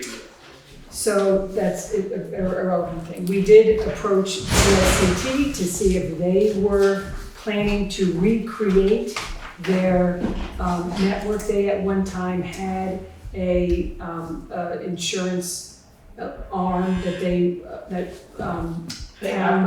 towns bought into. They did away with that during the Affordable Care Act creation. It didn't make sense. It wasn't cost effective, so they did away with it. They are looking into it, but it wouldn't happen, for a few years. So this document basically puts several options out there. One very clear option is to leave Blue Cross Blue Shield and go to MVP, whose yearly increase that was approved is only 11%, not 23%. They also have their premium rates in 2024 are slightly cheaper than our Blue Cross Blue Shield 2024 rates. So we would, in theory, start at a slightly less premium and have less, right, half of an increase. So it's containing costs, it's not reducing costs, but it's containing costs. And you can see here that it actually, contains it pretty well if you switch from one carrier to another carrier. There's obviously other options about reducing the benefit to employees that you can look at as well. But we have done some research on what it would mean to just switch carriers. The network of providers is a very important aspect to whatever company you contract with. And MVP has a very similar network to Blue Cross Blue Shield. It's large and most physicians and facilities are covered by it.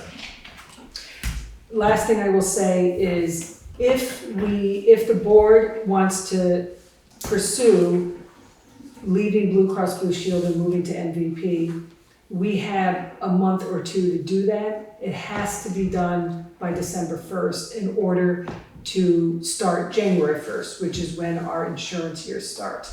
They are a January to December year. I want to say that the lineage of these increases has been astronomical over the past 3 years. I want to say that a couple of years ago when I first helped with the budget for the board, we increased somewhere around 9%. Which we Last thought, year was 13. that was 14 last 14. year. So we thought that was significant. Last year was 14 and now we're up at around 24. So in 2 years, we're going up somewhere around 38%. And that's insane. We did have a lot of conversations last year about tapering coverage, changing the coverage, what level, but I think that I was uncomfortable with that. I'm not comfortable making that decision on behalf of our employees, like, do you need less doctor? I don't know, that's not up to me. We went through a lot of different scenarios with that. We also looked at a chart where it showed that Townshend pays 100%. There's a lot of municipalities that don't. And we didn't want to be coming down from that because then you're essentially passing that on to your employee. And when we went to set the raises for our employees, the annual raises last year, if we did not keep heightening this ceiling of what we cover, the employee was gonna actually go down in wages based on what they were gonna pay out to take care of this percentage. So I'm very uncomfortable staying with Blue Cross. I feel like that it's just year after year. I mean, once you get to this 24, what could it possibly be next? I know that they tapered it a little bit during COVID, I heard, but this is crazy. And I was very pleased as I was on the website for the MVP, is that what it's called? Yeah. Today. I mean, I found, I wanna say 64 pages of providers for family healthcare. I found labs and area hospitals. I didn't see how our provider accessibility would be negatively impacted, which was a big concern that I had. And I felt like as long as we're able to contain this, because we just keep raising this ceiling over and over again, and we're constantly faced with whether or not we pass this on to our employee. And it's just not. Sorry, Jeremy, go ahead. I just, well, as an employee, the worry that I would have is, like my general practitioner, if I had to switch, I've heard, I haven't had to do it in a long time, I know it's a big issue in the dental part of it, is that a lot of these physicians aren't taking new people.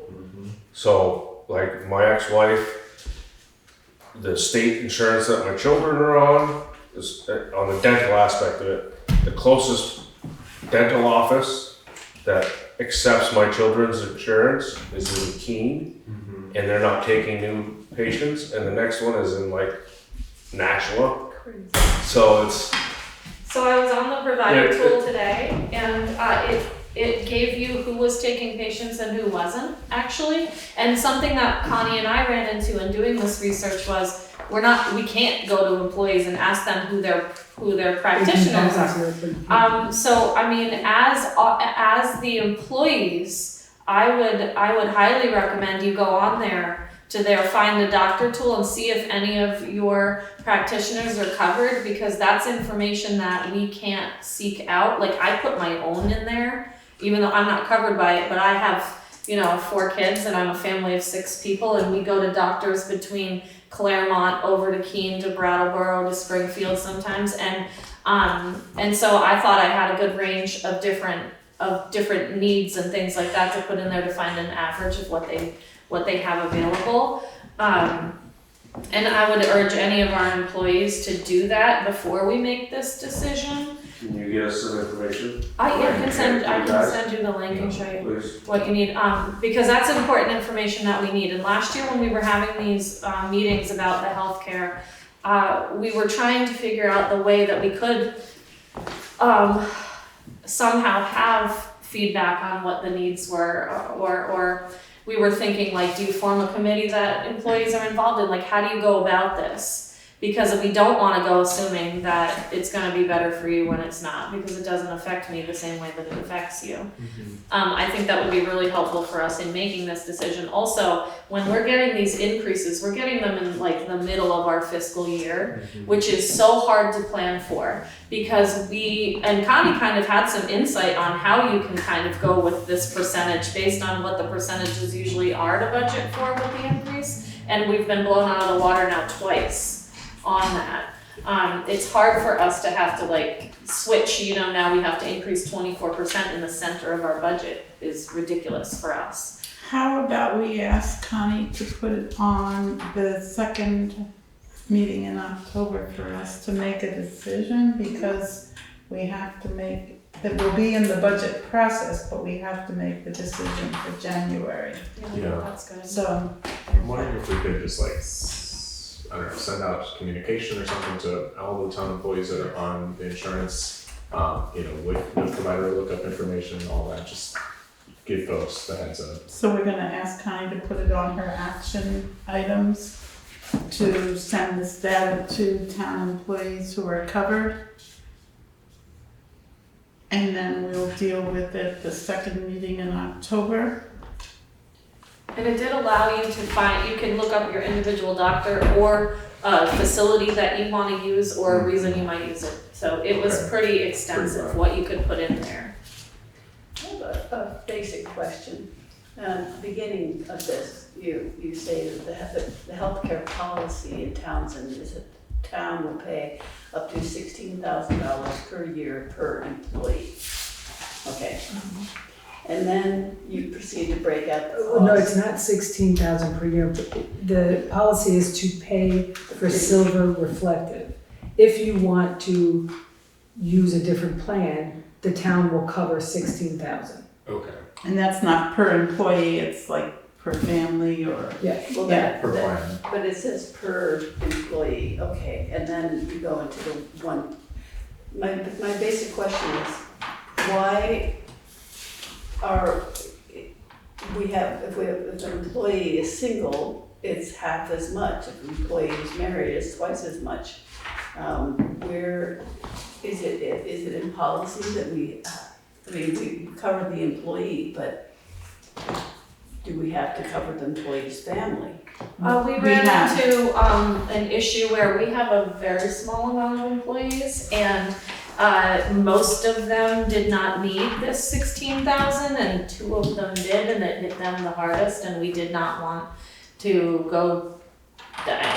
We wanted it to follow our own 100% and be fair for everyone, because the 2 people that it hit the hardest, you know? and the other thing is if we decide not to pay 100%, somebody that's elected in the beginning of March that gets insurance as a benefit, you know, you can't pull the rug out from under them in January, so to Right, speak. and- So we'd have to make it like April 1st, or, you know, it's just a consideration. It's not saying that it can't happen. Right, and then they wouldn't even be eligible till the next open season to do anything To for have any themselves. other They'd be insurance uninsured and- for half the year. It's just not, it's not the best system. Yeah. but- I do think it is worth though clarifying what the policy is, because there has been some Yeah. confusion about applying the policy, not in 2024, but in 2022 and in 2023. So I think, Kate, you're raising a good point, which is we should be really clear what our policy is. And will that be you two as healthcare, or who will that policy clarification be? I'm fine, I'll look. Okay. Okay, any other healthcare conversation? Sherwood is not here for computer IT. Has he given anybody information? No. No? Okay, Kate, we'll move on to you for rescue. So into a community informational session at the Benza, at the Vermont EMS Academy building. It was offered by Rescue Inc., trying to explain all the services that they offer and how they develop and what their cost model is, basically. There are 14 towns that are in this consortium, including Townsend, that contract with Rescue Inc. for their EMS services.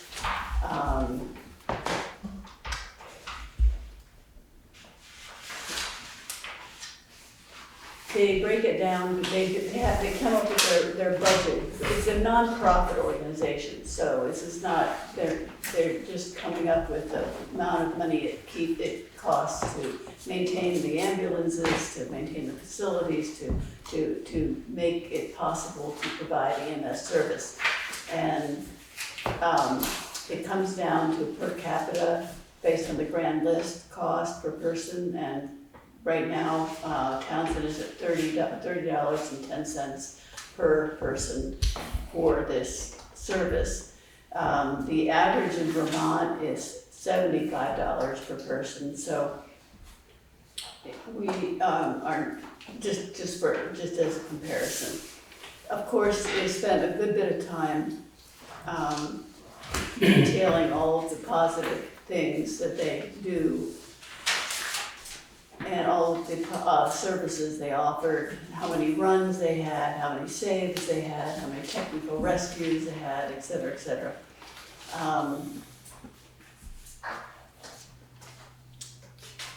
Also, they emphasize the fact that the population in Vermont is aging rather steeply, and that is increasing the number of the demand for their services. So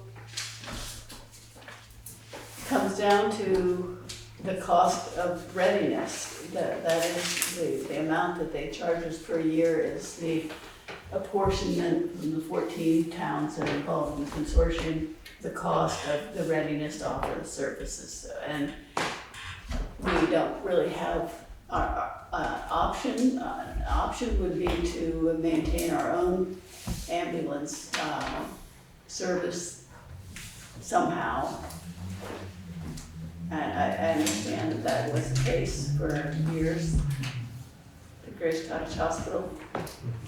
May have offered that. We had a volunteer ambulance service for years, and so, I mean, we can look into that, and, you know, if we want to present to people, but, I mean, do you have the figure that this costs us every year? Are they increasing it? Is this Oh, still going down? 1%. They're increasing it 1% over the next 3 years, 1% per year. So they're proud of that. They emphasized that how lean their budgets are. They dispelled any rumors that they were going out of business, that they are financially sound, that they ended the year in the black. It was narrow margin, but they are not going out of business. And again, it's a non-profit organization, so this is not a vendor that is seeking to exploit the need for ambulance services or EMS services to the towns. We benefit from, there was a slide that I'm waiting to get a copy of, which I would like to share and put it in the agenda, that shows the per capita cost for each of 14 towns. And it's based again on the grand list, and it's proportional to your population. So they're all right there, about $30.10, $30.25. There's no disparities between the towns in terms of the cost that they're levied.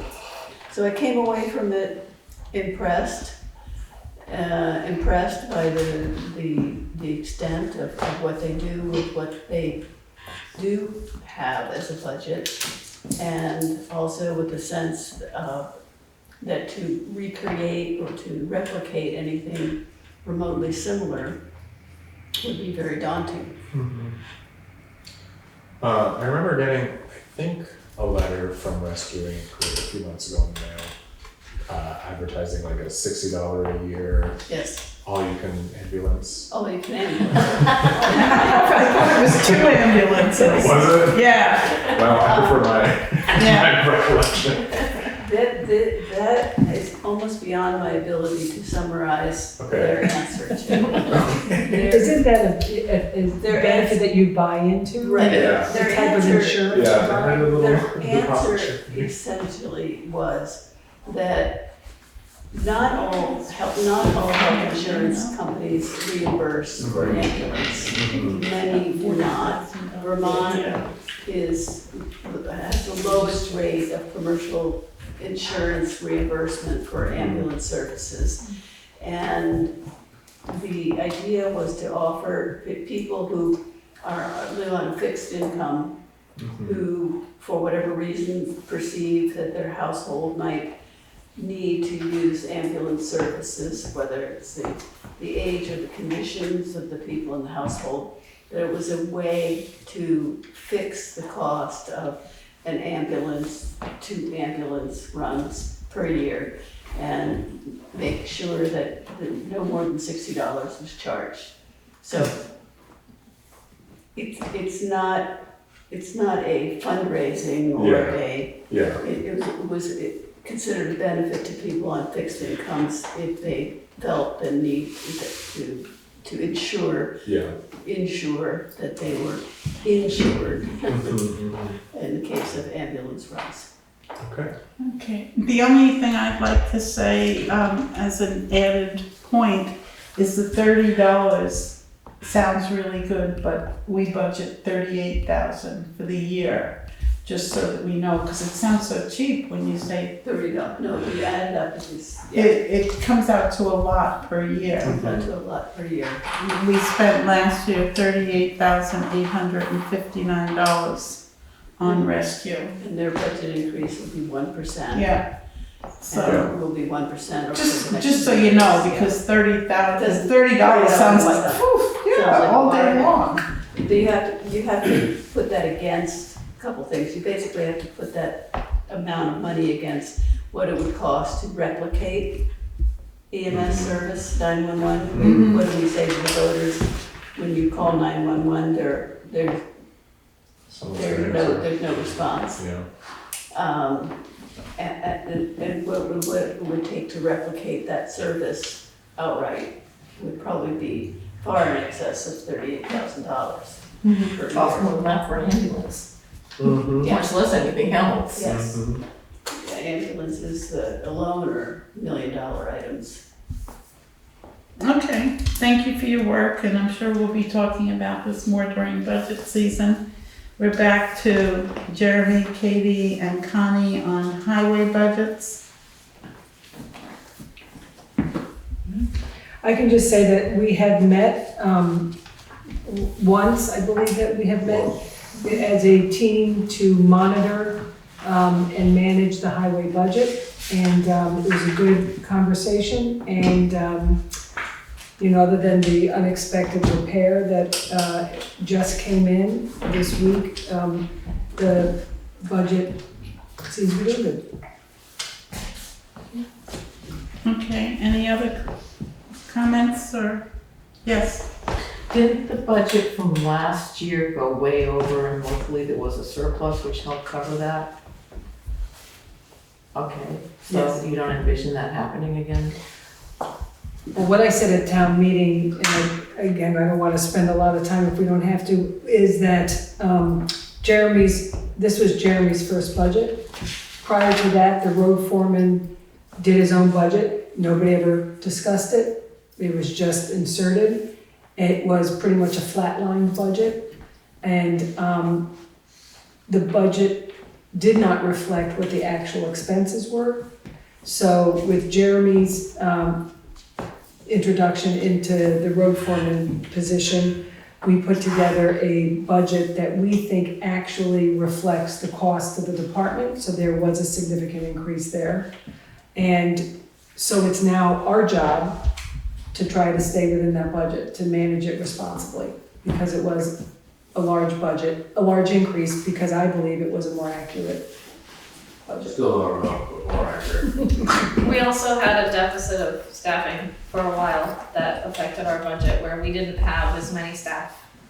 And But there's also other reasons. Yeah, The town, or there was a decision to give us a rate increase to the road crew that was similar to the rate increase to the casual labor rate. Yeah. Which has a consequence financially. yeah. Okay, any other questions or comments about budgets? And then if not, we'll move on to the grant writing position. Okay, well, I guess the first thing that I should say about the grant writing position is 6 months is up, guys. So, that's something we have to discuss through a motion or whatever about extending my position or not, bearing in mind that we allocated 6 months of wages for me at the last meeting, with no assumption that the board would decide in either direction. We just did that to, because it was a recommendation I brought before the board and it passed. So maybe we should start there before I start asking you guys to let me apply for other grants. I make a motion that we extend the grant writer position with Katie Morrow for 6 more months. Second? Okay. You shouldn't vote on this one, so all those in favor, I'll vote on Do this we one. do Do you want to discussion discuss? first? Oh, discussion? Seeing that we're on the verge of perhaps applying for 2 important grants, I'd say this would be a bad time to discontinue. Also the fact that we have it paid for through the $20,000 allocation. Right. To me, I think it's a no-brainer. Yes. And also, Chair on top, you've been doing an awesome job. And we have a lot of grants that are in progress, lots of money coming in, and so I think this is to the town's benefit. And I think you've also utilized a learning curve, so it would be silly to throw that away, Yes. you know. So, shall we vote now? All those in favor? Aye. Aye. Opposed, nobody, and one abstention. Okay, now do your thing, girl. All right, so to update you, so in the packet, there is a letter of support. I found out, sort of at the last minute for my fountain grant, that the select board is able to give a letter of support. I wasn't sure about that. I asked in many different ways, and then I found out my answer, and so I wanted to get that together. It was recommended to me that I author the letter of support, which I'm allowed to do as vice chair, as opposed to Ally, who we would normally have do this, because I authored the grant. And so it just sort of aligns with the voice that was already happening. I can read it out loud if you'd like, or you can, No. so there's there's a possibility it will change in a very small way, and that just has to do with whether or not I attach the, for where you're seeing the numbers 1, 2, and 3, and 4, whether or not I attach the estimates Jeremy gave me for what that actually costs the town to contribute to the project, whether or not that information is necessary. It's not gonna change. This letter just explains that the town is supportive of this project and tells a little bit about the select board, and then tells what the commitments to the project are, which we have already voted on, having to do with town labor and machine time to help remove the fountain and demolish, and then that we're gonna use these other allocated funds to fix the equipment housing and things like that. And then that you've also given me permission to use the town common for my events that are fountain related. So it's pretty simple. And just to clarify for the public, it is to remove and demolish and move the sculpture to a restoration facility. Actually, the movement of the sculpture is gonna happen by the contractor, so Okay. we need our backhoe basically to lift it Yeah. out. And Jeff Russ, who was part of it last time they did it, has a good idea on how to take it apart. Okay. And he's gonna be there and advise. And he also was tasked with calling some of the other people who were involved, who are still around, to also advise us, because there's going to be the taking apart and then there's going to be the putting back together. The contractor has assured me that he's gonna take pictures along the whole entire process, so that this is not such a mystery for us. And I think that I'll do the same, so that while this is all happening, Yeah.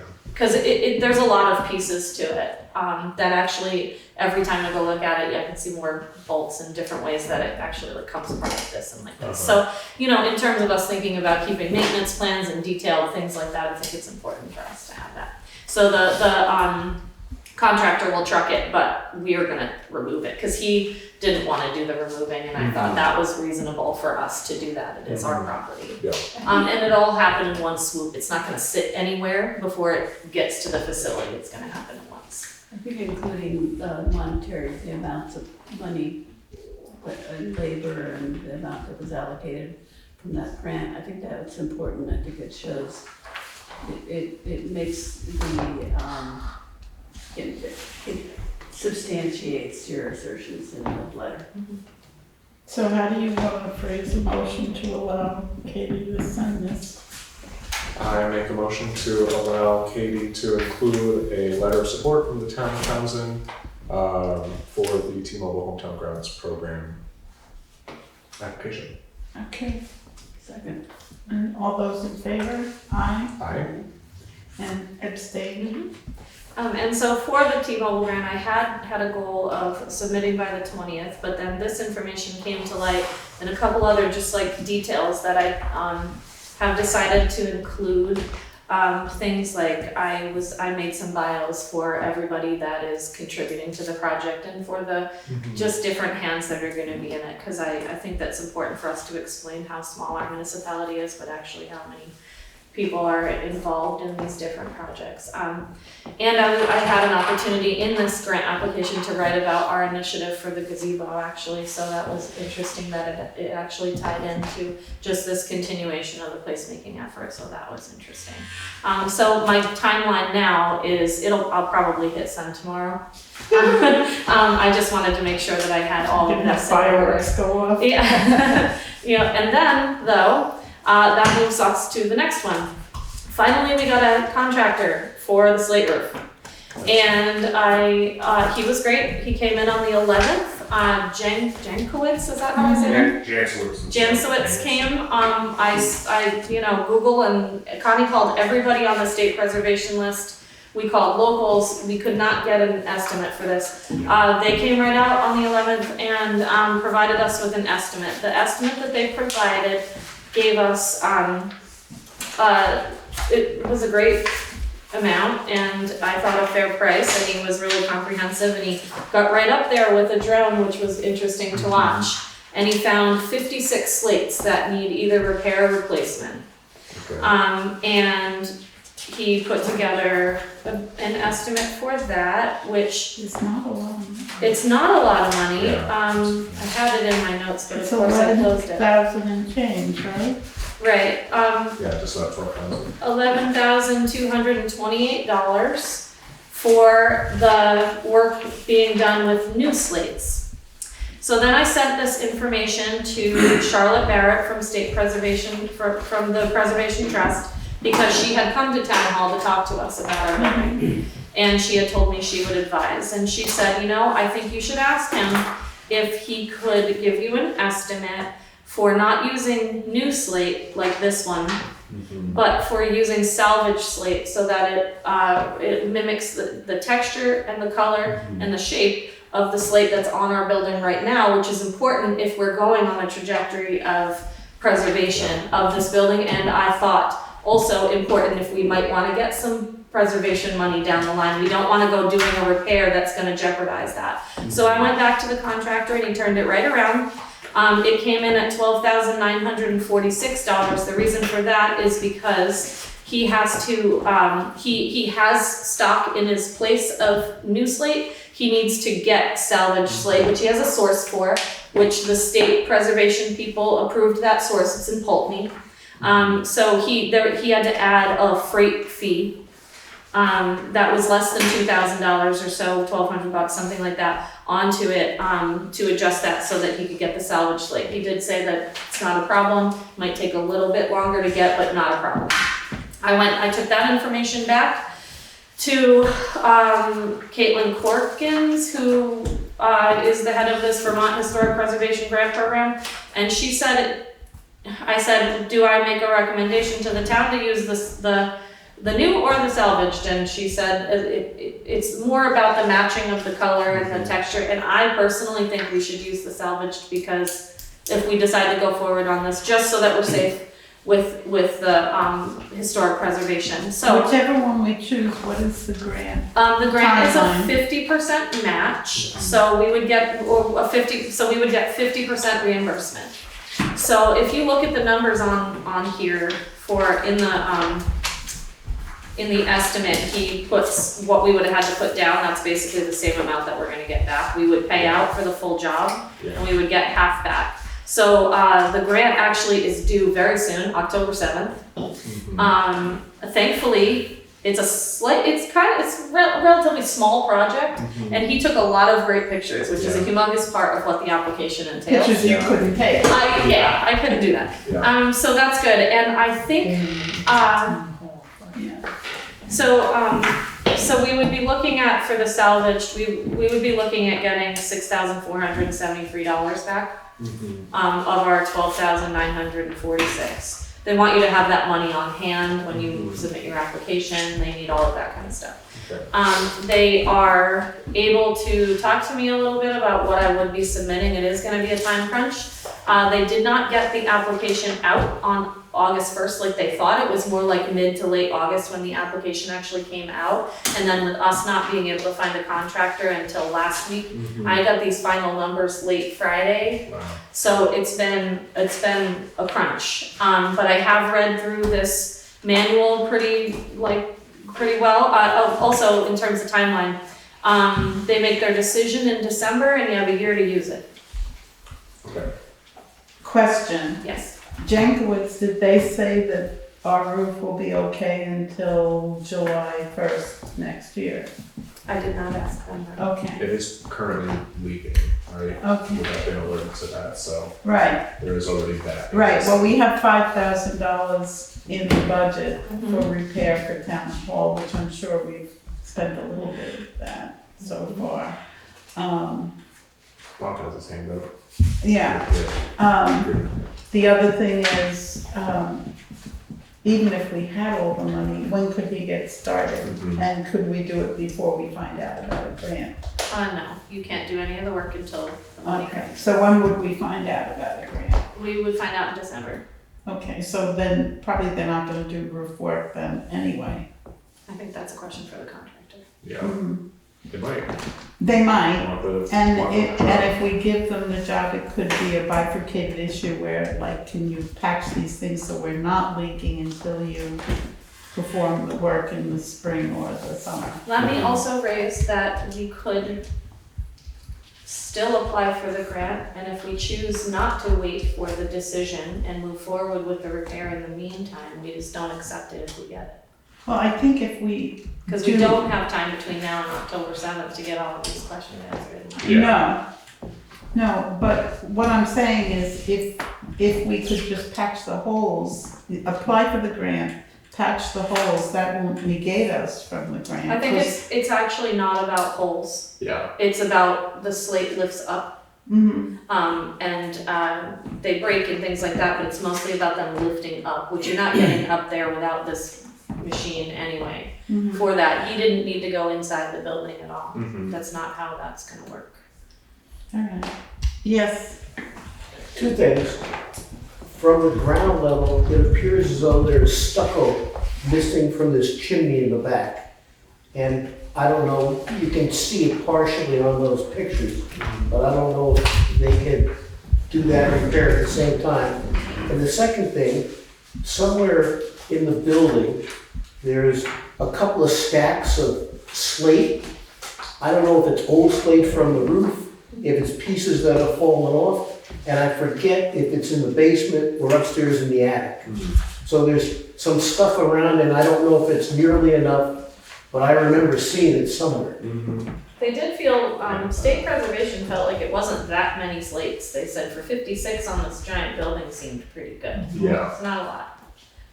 And it does seem to be kind of, when I first realized how close we were to the deadline, I thought, wow, that's a big deal, except that it's a relatively small project that I there's a think. lot of documentation already It's, done. yeah, with a lot of the documentation already done, one of the, actually I was going through this manual highlighting a bunch of stuff, and we're actually, they use our project pretty much in their example, in the way that they're scoring everything. An application to repair a historic roof will score better than a project to replace a failing asphalt shingle roof. Stabilization and immediate need were #1, repairs to a leaking slate roof. We're all over this thing. Yeah. The building has to be used by the public, the property is conserved to protect important historic places, the building is easily visible to the public for public places. It's important to the history of the community and it's a local landmark. And then it's a rare building type, which it is, and also that it needs to be on or able to be on the National Register nomination, which we are on the state register, which is how I found that Bull Fountain picture today.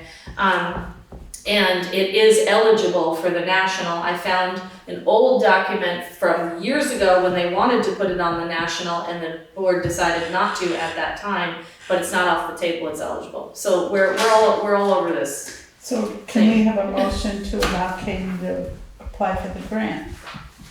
I make a motion that we allow Katie, the grant writer, to apply for the Vermont Historic Preservation Grant for repair to the slate roof on Town Hall. Okay, second? And So my only other question, and it's not to like hold it up, it's just that there isn't a requirement for ADA compliance. Is the building fully compliant? If not, what are the plans to make it accessible? Which ties into the conversation we had at last meeting, where we have plans that we definitely want to include in this, but it's not to make it fully compliant, it's to make parts of it compliant. So there's, And that's something that I'm probably gonna bounce back to Charlotte Barrett because she's Yeah. familiar with our conversation about our path towards ADA compliance. Mhm. And I'm glad that I was able to continue to correspond with her because she answers me pretty quickly. Awesome. And Bob, maybe if I need to ask you some questions on that, would you mind? Yeah. Thank you. okay, Kate, you seconded it. Yes. I have a Any question. further discussion? Yeah, does the proposal that you got from Jankowitz, does it give you enough information to complete the grant proposal? I believe so. There's a little bit of research I have to do, but actually Corey giving us that booklet recently, what I found on the National Register page and the State Register page and some other things. I was reading through the actual application and I feel like there's a lot of pieces that we've been covering over the past few months that the information's pretty accessible for me. Did the contractor give you any indication around what to expect for like, when you're doing slate work, you're gonna break a few pieces while you're working on it, so it's gonna be more than what you're expecting. So is the 56 or 52, is that number of slates being repaired, or is that maybe He like says he factoring in? He says in there that In there, he yes. adds in. Okay. That is like. And they have, one of the requirements for the preservation grant program was that you have contractors that are vouched for, and this company is big and has a great reputation, and actually she asked around her office and people gave. That's awesome. Thumbs up. Yeah, big time, so I felt like, We were very fortunate to get them. yeah, and they, they're very communicative, I mean, they came right out. And it seems that this man, Travis, I believe is his name, he seems to have been kind of assigned to us because I called him back, I called the company back to get some inquiries about our fountain project here, and they just sent me right to him. Okay, So I think they sort of assign it, they're a large Regional. company. Yeah, so great. they've been helpful and not hard to get in touch with. Good. Okay, so any further discussion or shall we vote? All those in favor? Oh, Laura had a question. Oh, I have a Didn't see. question. yep. Don't shoot me. If need be, could some of that $50,000 go towards the cost of doing the roof? Is that ADA compliance up there? Is that the only I'm thing? being facetious, I'm being facetious. It's the only thing that 50,000 was for the ADA compliance that I read it. Yeah, that article was pretty specific. It says this includes, it says in a reserve account for the repair renovation of town hall. This includes prompt compliance, but it does not necessarily preclude the roof. I understand where you're coming from, yep. Or I should say exclude. I don't know where the horse and the cart are at this point, Yeah. because that ADA access and the bathroom, I think, are pretty important, as is the roof. I believe that front entrance and the bathroom is not gonna be $50,000. We're kind of projecting 35, 40 maybe, so there might be some money there. So if we don't get the grant. And if we, there well, might even be if we enough get the money. grant, it's only 50%. Yeah, Even if we get the grant, we only have around 5,000 Right. maybe in town. So government. if you have a So little we still extra, need, like, that's a good point, I don't know, Laura, thank you. Yeah. finally I did something that specifically. Bob, just quick clarification, does that include the like 35, 40 you just said? Is that including the architect costs that we talked about last meeting? Yeah. Okay. Okay, are we ready to vote now? Okay, all those in favor? Aye. Aye. 3 of us and 1 abstention. Okay, then do you have anything else, Grant? No, just that I'm gonna continue to work on highway. We're meeting early next week to do paperwork. Jeremy, Connie and I on the grants that he's completed, and then we're awaiting the decisions, which should be coming down soon for all of those other applications that we submitted for the hazard mitigation. So hopefully I'll be able to report on that next meeting, or it might go into November. Thank you for everything you do, and thank you for keeping us informed. Okay, then we'll go on to number 8C, which is Town Hall Use Request. We have 3 of them, Trunk and Treat, and Erik Jacobs, and Valley Village. How can you have a trunk or treat in the town hall? It's not just. It's, well, it says Town Hall, but it's a common. And Trunk or Treat, they've done it for years. They set up their cars with candy for the kids, and the kids roam around the common and the common road. And then the Jacobs is a kind of cool idea to have a square dance on election night, and then a craft fair. Can we bring cats? No. No politics here, Richardson. Okay, so let's go through them one at a time quickly. The town hall and common rental for Trunk or treat. trunk or treat. I'd like to make a motion to approve the trunk or treat town hall rental. I guess that would be the common. The common rental for the trunk or treat happening on October 26th from 3 to 9 p.m. And I'd like to authorize Ally to sign it on our behalf. Oh, and also waive the fee as it is a school club. Seconded. Okay, any further discussion? 3 times. Shall we vote? All those in favor? Aye. Opposed? Okay, 3. The next one is Election Day Square Dance. That is here, and it is accompanied by an insurance policy information, and roughly about 5 p.m. to 7 p.m. Olenka said since it was upstairs, it didn't affect her. Is this just a member of the public? Yeah, Okay. I'd like to make a motion to approve the Election Day Square Dance event for the Town Hall rental on November 5th, roughly 5 to 7 p.m. And I'd like to authorize Ally to sign for us. On behalf of the select board. Seconded. okay, any discussion? And since this is a resident, the fee is waived? The fee is not waived, right? We did not waive it, We did not. and he did not request. Yeah, to answer my own question, the link already wrote in that it's not gonna interfere with the poll, so. Where is it on the form that they would request the waiver? I don't know that it is on the form, and what I was going to say is we did say at one point that we should revisit the rental policies, and we're about time for that anyway.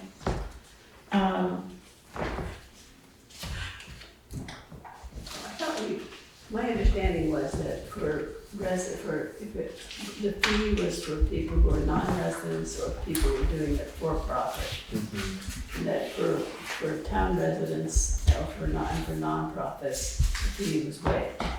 That was my understanding. That was the Policy policy, kicking around somewhere? that was the policy that was proposed and the board decided to try it for 6 months. And the 6 months is about now. No, the 6 months is in November. Okay, then I'll amend my motion to waive the fee for town resident Erik Jacobs. Seconded. Any further discussion? Let's put on the agenda though when we revisit the policy, because we want to start talking about heating costs, et cetera, and possible deposits that are returned if the place is in acceptable condition, et cetera. Did we hold the vote? Did we actually vote? My bad. Not yet. Okay, all those in favor? Aye. Aye.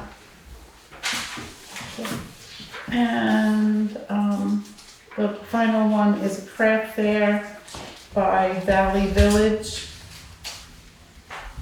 And don't ask me if this is for profit or what, I know that they're a nonprofit and they don't pay taxes, but I don't know if they're generating money, so I don't know much to this. They have given us an insurance certificate, so, I'd like to make a motion to approve the craft fair for, that Valley Village will hold in the town hall with the setup happening on November 15th after 5 p.m. and the event happening on November 16th with setup at 7:30 a.m. and the actual event going from 9 to 1. Given that it's Valley Village, I'd like to waive the fee and authorize Ally Evans to sign on our behalf. Second. Okay, any further discussion? All those in favor? Aye. Alright, the ayes have it. Okay, we are on to Bartlett tree. Connie, do you want to speak to this since you spoke to them? So you, at 2 meetings ago, you had directed me to contact Bartlett to find out a couple questions. One, is it too late to do the fertilization? I think it's, or revitalization treatment.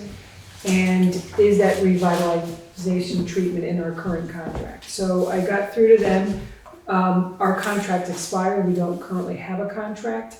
The contract, like I say here, generally covers 2 treatments, and if they notice anything, like once they noticed a tree had to come down or they had to plant a new tree.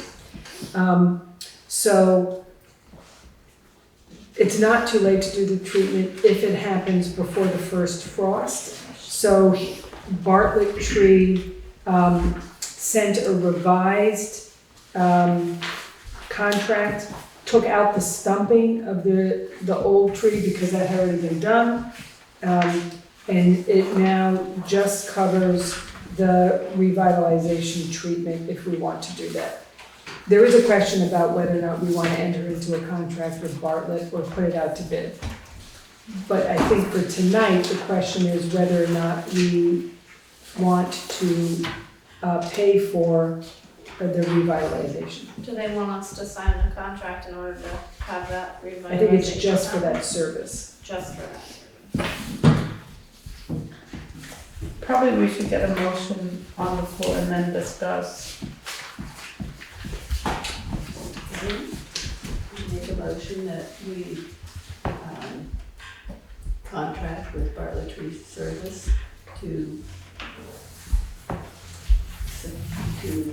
apply fortified to the trees of town common and to do so before the first frost of this year. I'm sorry, I didn't hear that last part. And to do so before the first frost of this year. Second? Seconded. Okay, and then discussion?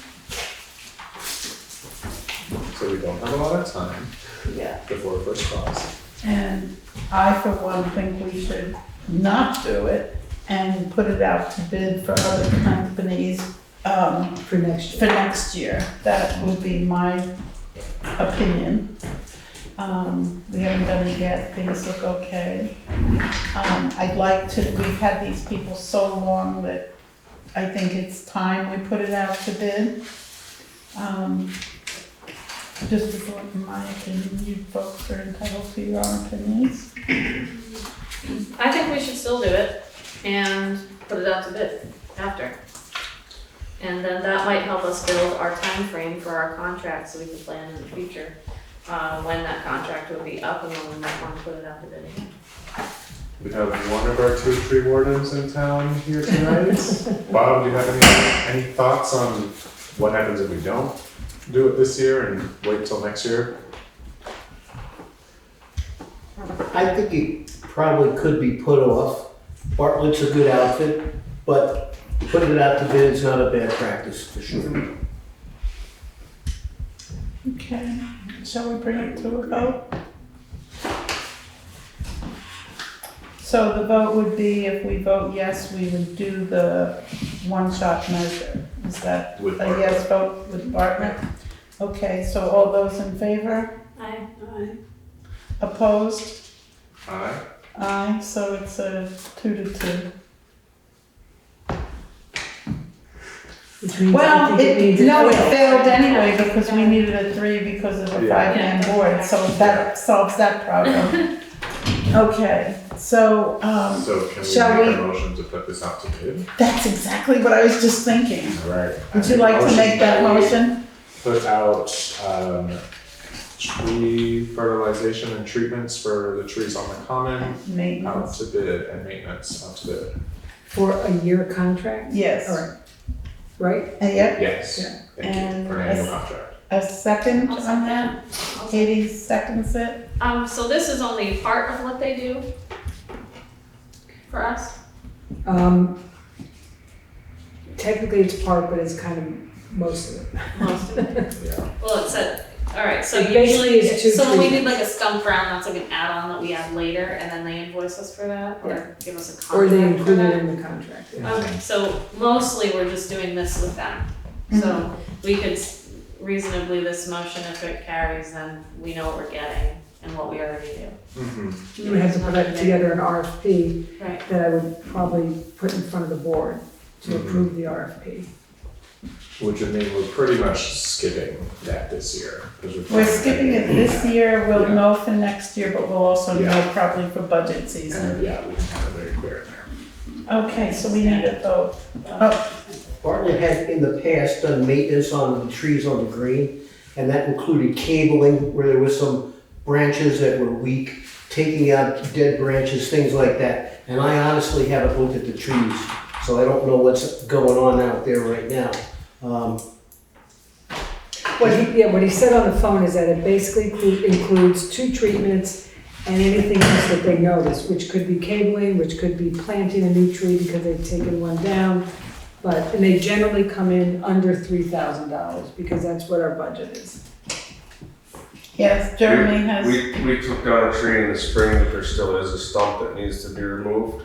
Just throwing that out there.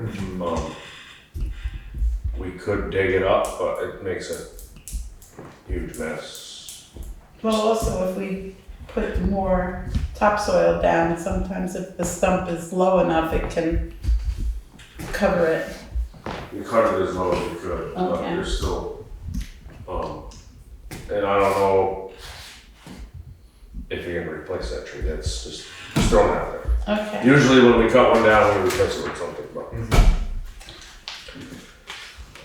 okay, so we still have a vote on the floor, correct? Yeah. Yeah, so, We're good. The motion is to put the annual tree contract out to bid. okay, so all those in favor? Aye. So 3 have it.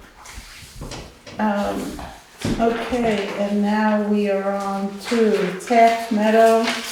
I was charged with trying to find out about brush hogging for the sides of Taft Meadow, where over the years the mowing has allowed the perimeter to grow back, and it's trees that we don't have the equipment to do. I talked to Ben Lowe, he has a machine that will do it, and he's quoted us $500 to do it. Which to me seemed like an okay price. The thing that I would like to have happen, in my opinion, as one person, is have somebody walk it with him so we're sure that we're talking the same language for the $500. How far back is he gonna go? Does he know all the perimeters, etc.? And if the board feels that that's what should happen, then who should walk the property with him? I mean, $1,000. we have $1,000 in the budget already, but I think it's important to figure out exactly what he's gonna do, and it should be really a one-time expense, this big brush hogging, because then he can mow it twice a year and keep it kicked back. If Jeremy's busy and doesn't have time, we could ask Jim Crozier, who's been like the keeper of that area for years, if we wanted to do that, but. I would say probably ask Jim, because I'm not completely familiar with that piece of property. Okay. Being new to the area, not a resident, I haven't been here all my life. And we haven't really, in the past, as a road crew, done much with that piece. Yeah. We've always just dealt with the ball field, so. I will say that the mowing aspect of brush hogging this year, he will not be able to hay it per se, where he has brush hog, cause Right. it's, but if he, we're still gonna have to think about brush hog, cause there's some areas that, unless he's gonna do it as part of his haying, whatever. Okay. So I don't think it needs a motion because we're not gonna approve the $500 until we have a meeting of the minds about where he's actually gonna brush hog. Okay. But if you guys are okay, I'll ask Crozier about walking that, and if he's not available, then I can ask John Evans, because they've worked on it together. And then we can put it on the agenda for the October 8th. Okay, so we'll move right along to new business, and Hannah, you've been so patient. Now you know how our little town runs. It's good. I'm a town official in Athens as well, so it's actually really interesting to come to a different town's select board meeting. Good. But I'm here tonight to introduce you to Bull Creek Common Lands as an organization. We're a small community-based land trust. We're pretty new. We're about 3 years old now. Our first project was in Athens, and we've been mostly doing outreach over there, which isn't very far from here. But we're working now on this new project to conserve about 340 acres in the headwaters of the Bull Creek. And the Bull Creek is what flows through Athens. It's I think we have 2 named streams in Athens, but anyways, this is a big one. And the headwaters extend up into the northeast corner of Townsend here. And so one of these parcels that we're planning to conserve is like if you go up Deer Valley Road and continue on to Billy Smith Road and drive off the end of Billy Smith Road onto an old county road, which I don't know the status of, that's where you find this land. So so if anyone has questions about the project, I'm happy to answer. And what you're asking from us tonight is a simple letter of support? Yeah, we're applying for some grant support from the Vermont Housing and Conservation Board, and they'd like to see letters of support from the select boards of the towns that we're working in. So and I added a draft letter to your packet if the project sounds good to you. The land will be open to the public. We're not planning a big trail network on it. It's sort of there for public use, dispersed access, hunting, birding. There's a beautiful pond on it that is home to moose and beavers and ducks and such. So that will, be officially and permanently open to the public and protected from development. Nice. I'd like to make a motion to approve Bull Creek Common Lands, Town of Townsend to, Sign a letter of support. sign a letter of support for the Bull Creek Common Lands project to conserve 340 acres of forest, Seconded. some of which are in Townsend. Sorry. Second. Any further discussion? Hats off to the community group that is doing this work. Okay, shall we vote? All those in favor? Aye. The ayes have it 3. Okay.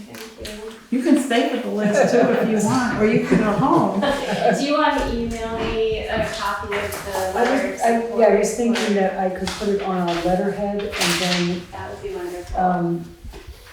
I don't know how quickly I can get everybody's actual signature on it. Or I could can have I just Ally. sign it as the chair? You can just sign Okay. it as the chair. I'd like to amend my motion to authorize Ally Evans to sign on behalf of the select board. Seconded. Okay, and all those in favor again? Aye. Our grant application is due next Friday, so I can work on it tomorrow. that's great. Thank you so much. Okey dokey.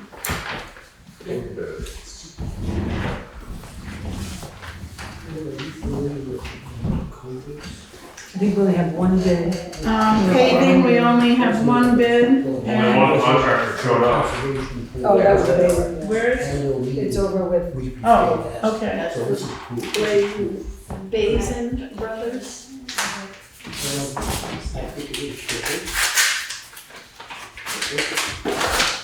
Who's the current president? He went to Lease, Jim.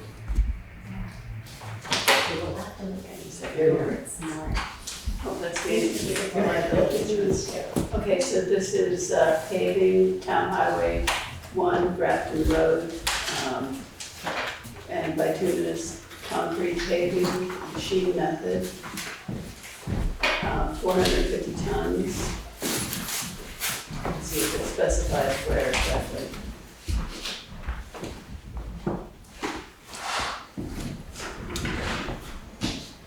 It doesn't specify what exact section of the road is to be. the RFP did. Yeah, he does. Yeah, so it's in the amount of $54,900.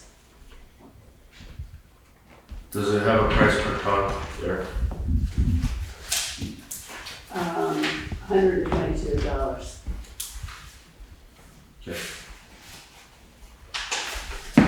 They have a completion date, it's supposed to be on there. A completion date?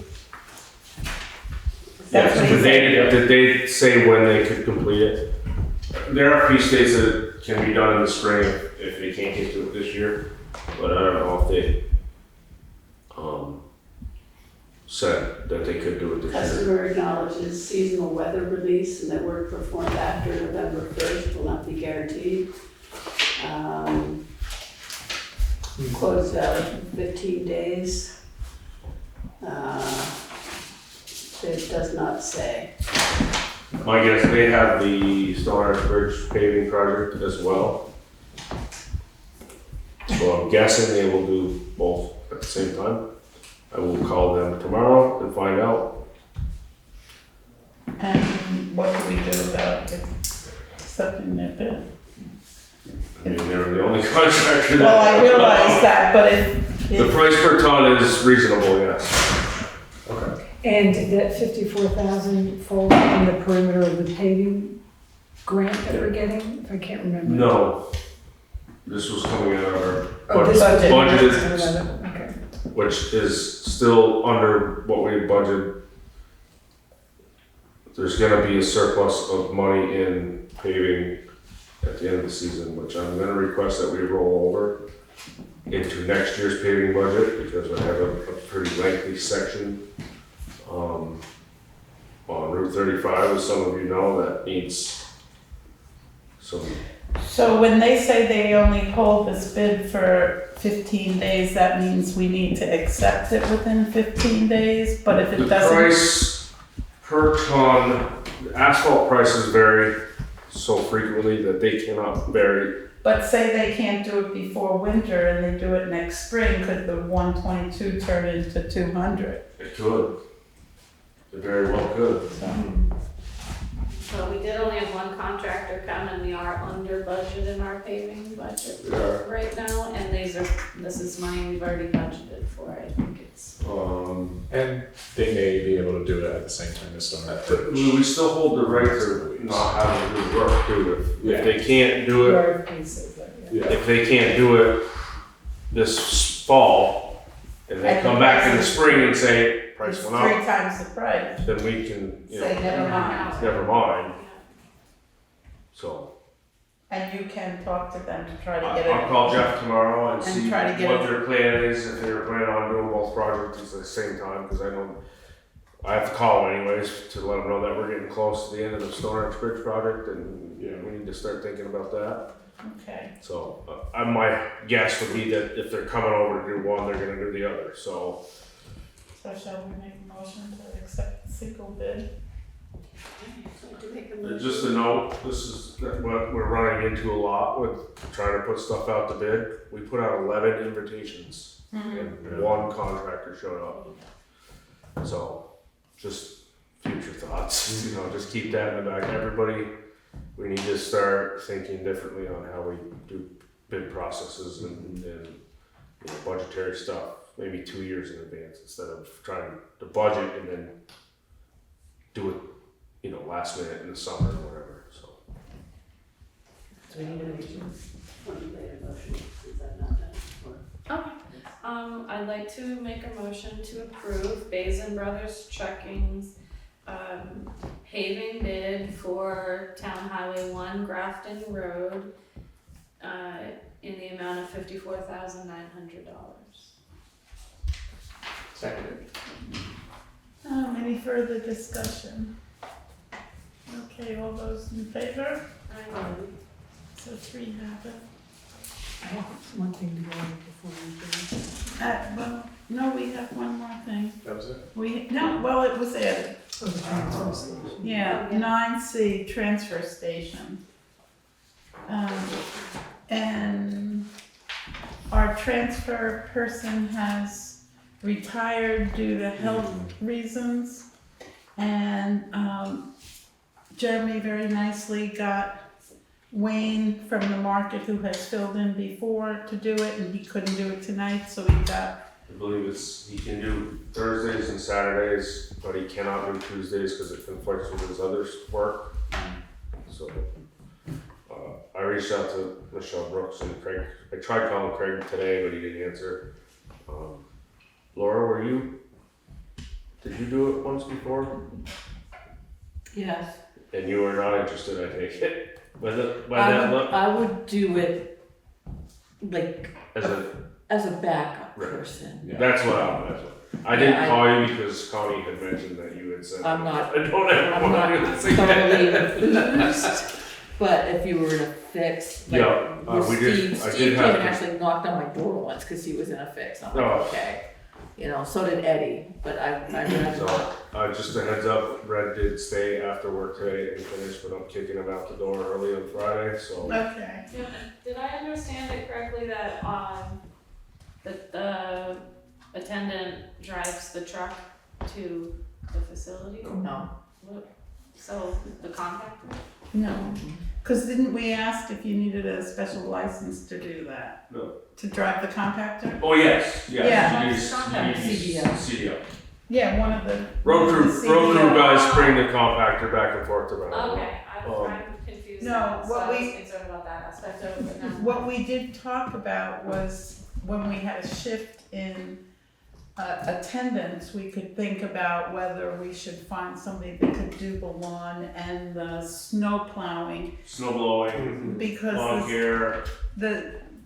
you know, in the summer, maybe Jeremy can figure out the grass, but in the winter, when they're out on Yeah. snowy roads, to get the sidewalks cleared isn't always first on their list, and then we put ourselves in an insurance bind sometimes. Well, the other issue with waiting so long is that with the change in the weather patterns, when this wet, heavy snow we've been getting, our sidewalk machine is not really a sidewalk machine, it's a tractor with a snow blower on it.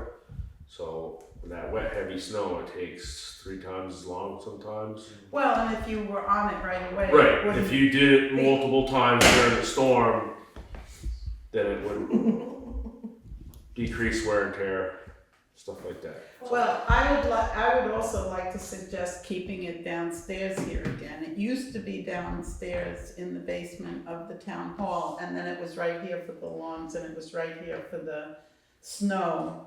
And it wasn't, going up and down lickety-split, on tires that weren't meant for the road particularly.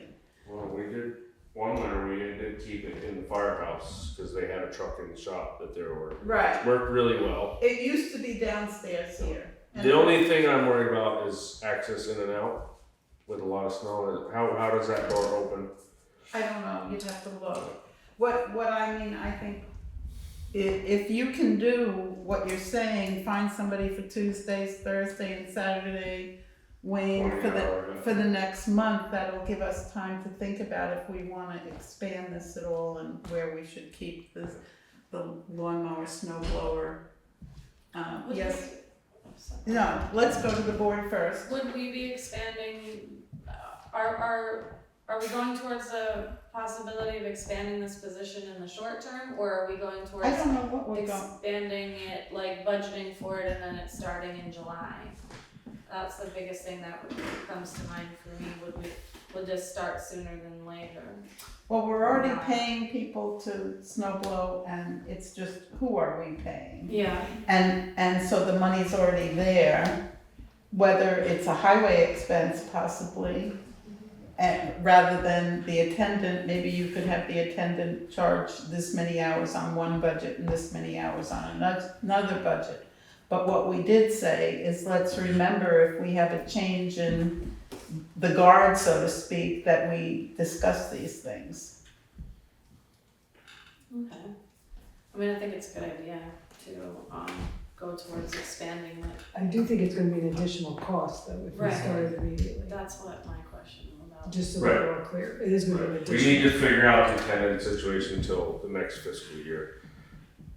Well, we have the attendant, and that won't raise our costs. What could raise our costs is if we hire somebody new for the road/snow, but if we're paying less overtime for highway people, that's not always the case. Are you under the impression he's interested for just a month, or do you think he would do it longer? Right now, I think will fill in as long as we need him to, but it's only Thursdays and Saturdays, so we still need to figure out Tuesdays. I think Craig or I might be willing to do that for a while. I haven't talked with Craig, but he told me about it, and I'm like, you do it, you know, kind of thing. But we I would mean, be willing to I'm cover it. leaning towards, it's not ideal, but in my mind, building this position and then building it into the budget seems like, I know that's 7 months from now when it would begin or more than that, but I feel like that way we could really get a larger idea of what we wanted that position to. Well, that's why if we do what we're doing for the next month, the whole board has time to think about it. Hopefully. Something I'd like to point out to the board is that with the insurance increases and the cost of benefits, it would probably behoove the town not to have this be a full-time position. And I don't know what the full-time position, is it 32 hours, 28 hours? But, you know, it's like, it seems like it would not be. I hear you.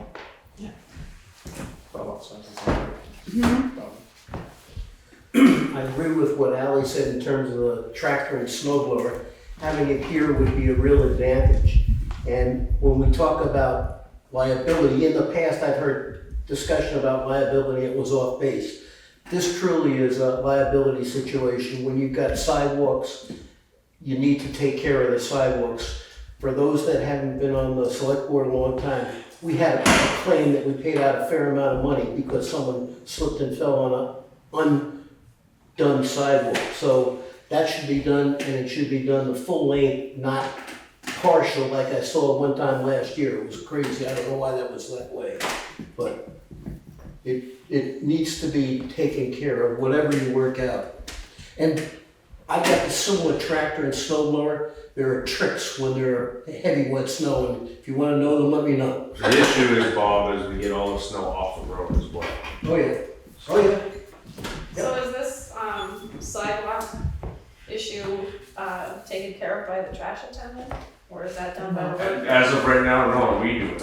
The road crew does it. Road crew does it. But So, and you're saying to expand the position to include that aspect into the To trash the new attendant? person.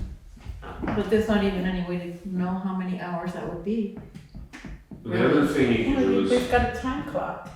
No, what I'm saying is, You can't. How long does it take we to don't know do how many storms we're Well, gonna we don't know have. how much overtime we're gonna get in the winter, because we don't know when storms are coming, so we have to do our best guess budgeting. And I don't think we have to decide it now, we have a couple of weeks to think about it and come up with some.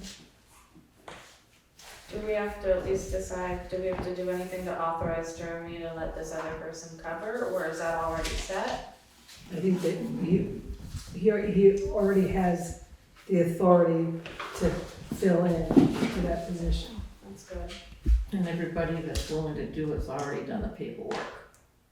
So, kind of a done deal. If need be. All right, So just so I'm clear, is that Jeremy's gonna go ahead and continue to fill that position, and while the board continues to discuss the nature of the job.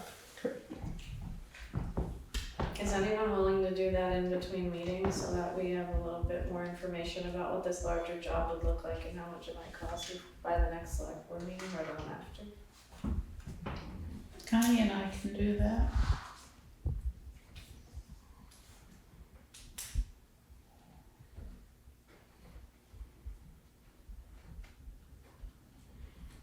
Yeah, don't give me an evil look. You wanna go home? No, I have one more thing I just have to go over. Okay. Last thing is, I sent this off to the select board, it's regarding the lease agreements for the 2 pieces of equipment. I sent you a history that the board has already voted on and approved, entering into lease agreements for a backhoe and a grader. We have gotten the final drafts. They do include the provision about if the select board doesn't achieve funds, that they can leave, that we can end the lease agreements. But Ally did not want to sign this until we just had one final confirmation from the board that you understand she'll be signing these leases tonight so that we can send them out tomorrow. Okay. And there were a couple of slight dollar amount changes, right? Because of the 5-year and it was 6 The year. original document that came in was a 6-year lease, which is not in our purview to do without resident approval. We have the right to do leases of 5 years or less. They did the documents to reflect that. So because of that, I felt it wasn't quite what we had talked about and I wanted board approval, which I'm happy to sign. You will see what the 2 amounts come to in the warrants, because one of the warrants, that 123,000 reflects the two lease agreements. So this is, Oh yeah, and don't forget to sign the warrants before we go home. so that was just, I wanted to bring that to your attention. So we need a motion to adjourn. Motion to adjourn. Second. All those in favor? Aye. Okay, and sign the warrants before you go home, folks. Can I make a request of the select board? I know you adjourned. Could you get that new policy or revised policy or whatever it is for the common in town hall use to a link so that people that wanna know what's in it can see it?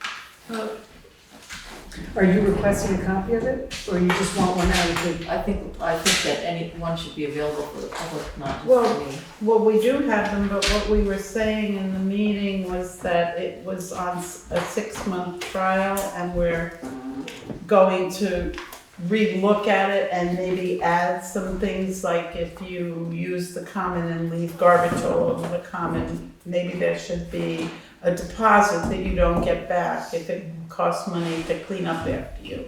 Yeah, I've got a copy in here, and I don't see anything about residents not having to pay a fee, because 90% of the people that use it are residents. So that doesn't make any sense to me. Well, then, No, not if you're encouraging the use of this by residents. well, in one sense, the residents are already paying for the building That's true. because they're paying taxes to support the building. So that's what we need to discuss and figure out. And to me, as one person, if a townsperson is paying taxes or rent, which is taxes, then they're already paying for the building, but maybe there should be a deposit or a heat fee. Yeah, Because if it's Coffee. winter, it's gonna cost a lot more. And if a window breaks because of somebody's negligence, well, it doesn't matter if they're a townsperson or not, we still have to repair the window. So those are my thoughts that we will talk about when we do that. okay. That's at the, I'm happy to put a copy of the policy up there. It's the 11/27 select board meeting where we revisit it. Okay. Thank you. Thank you, girl. Talk to you soon.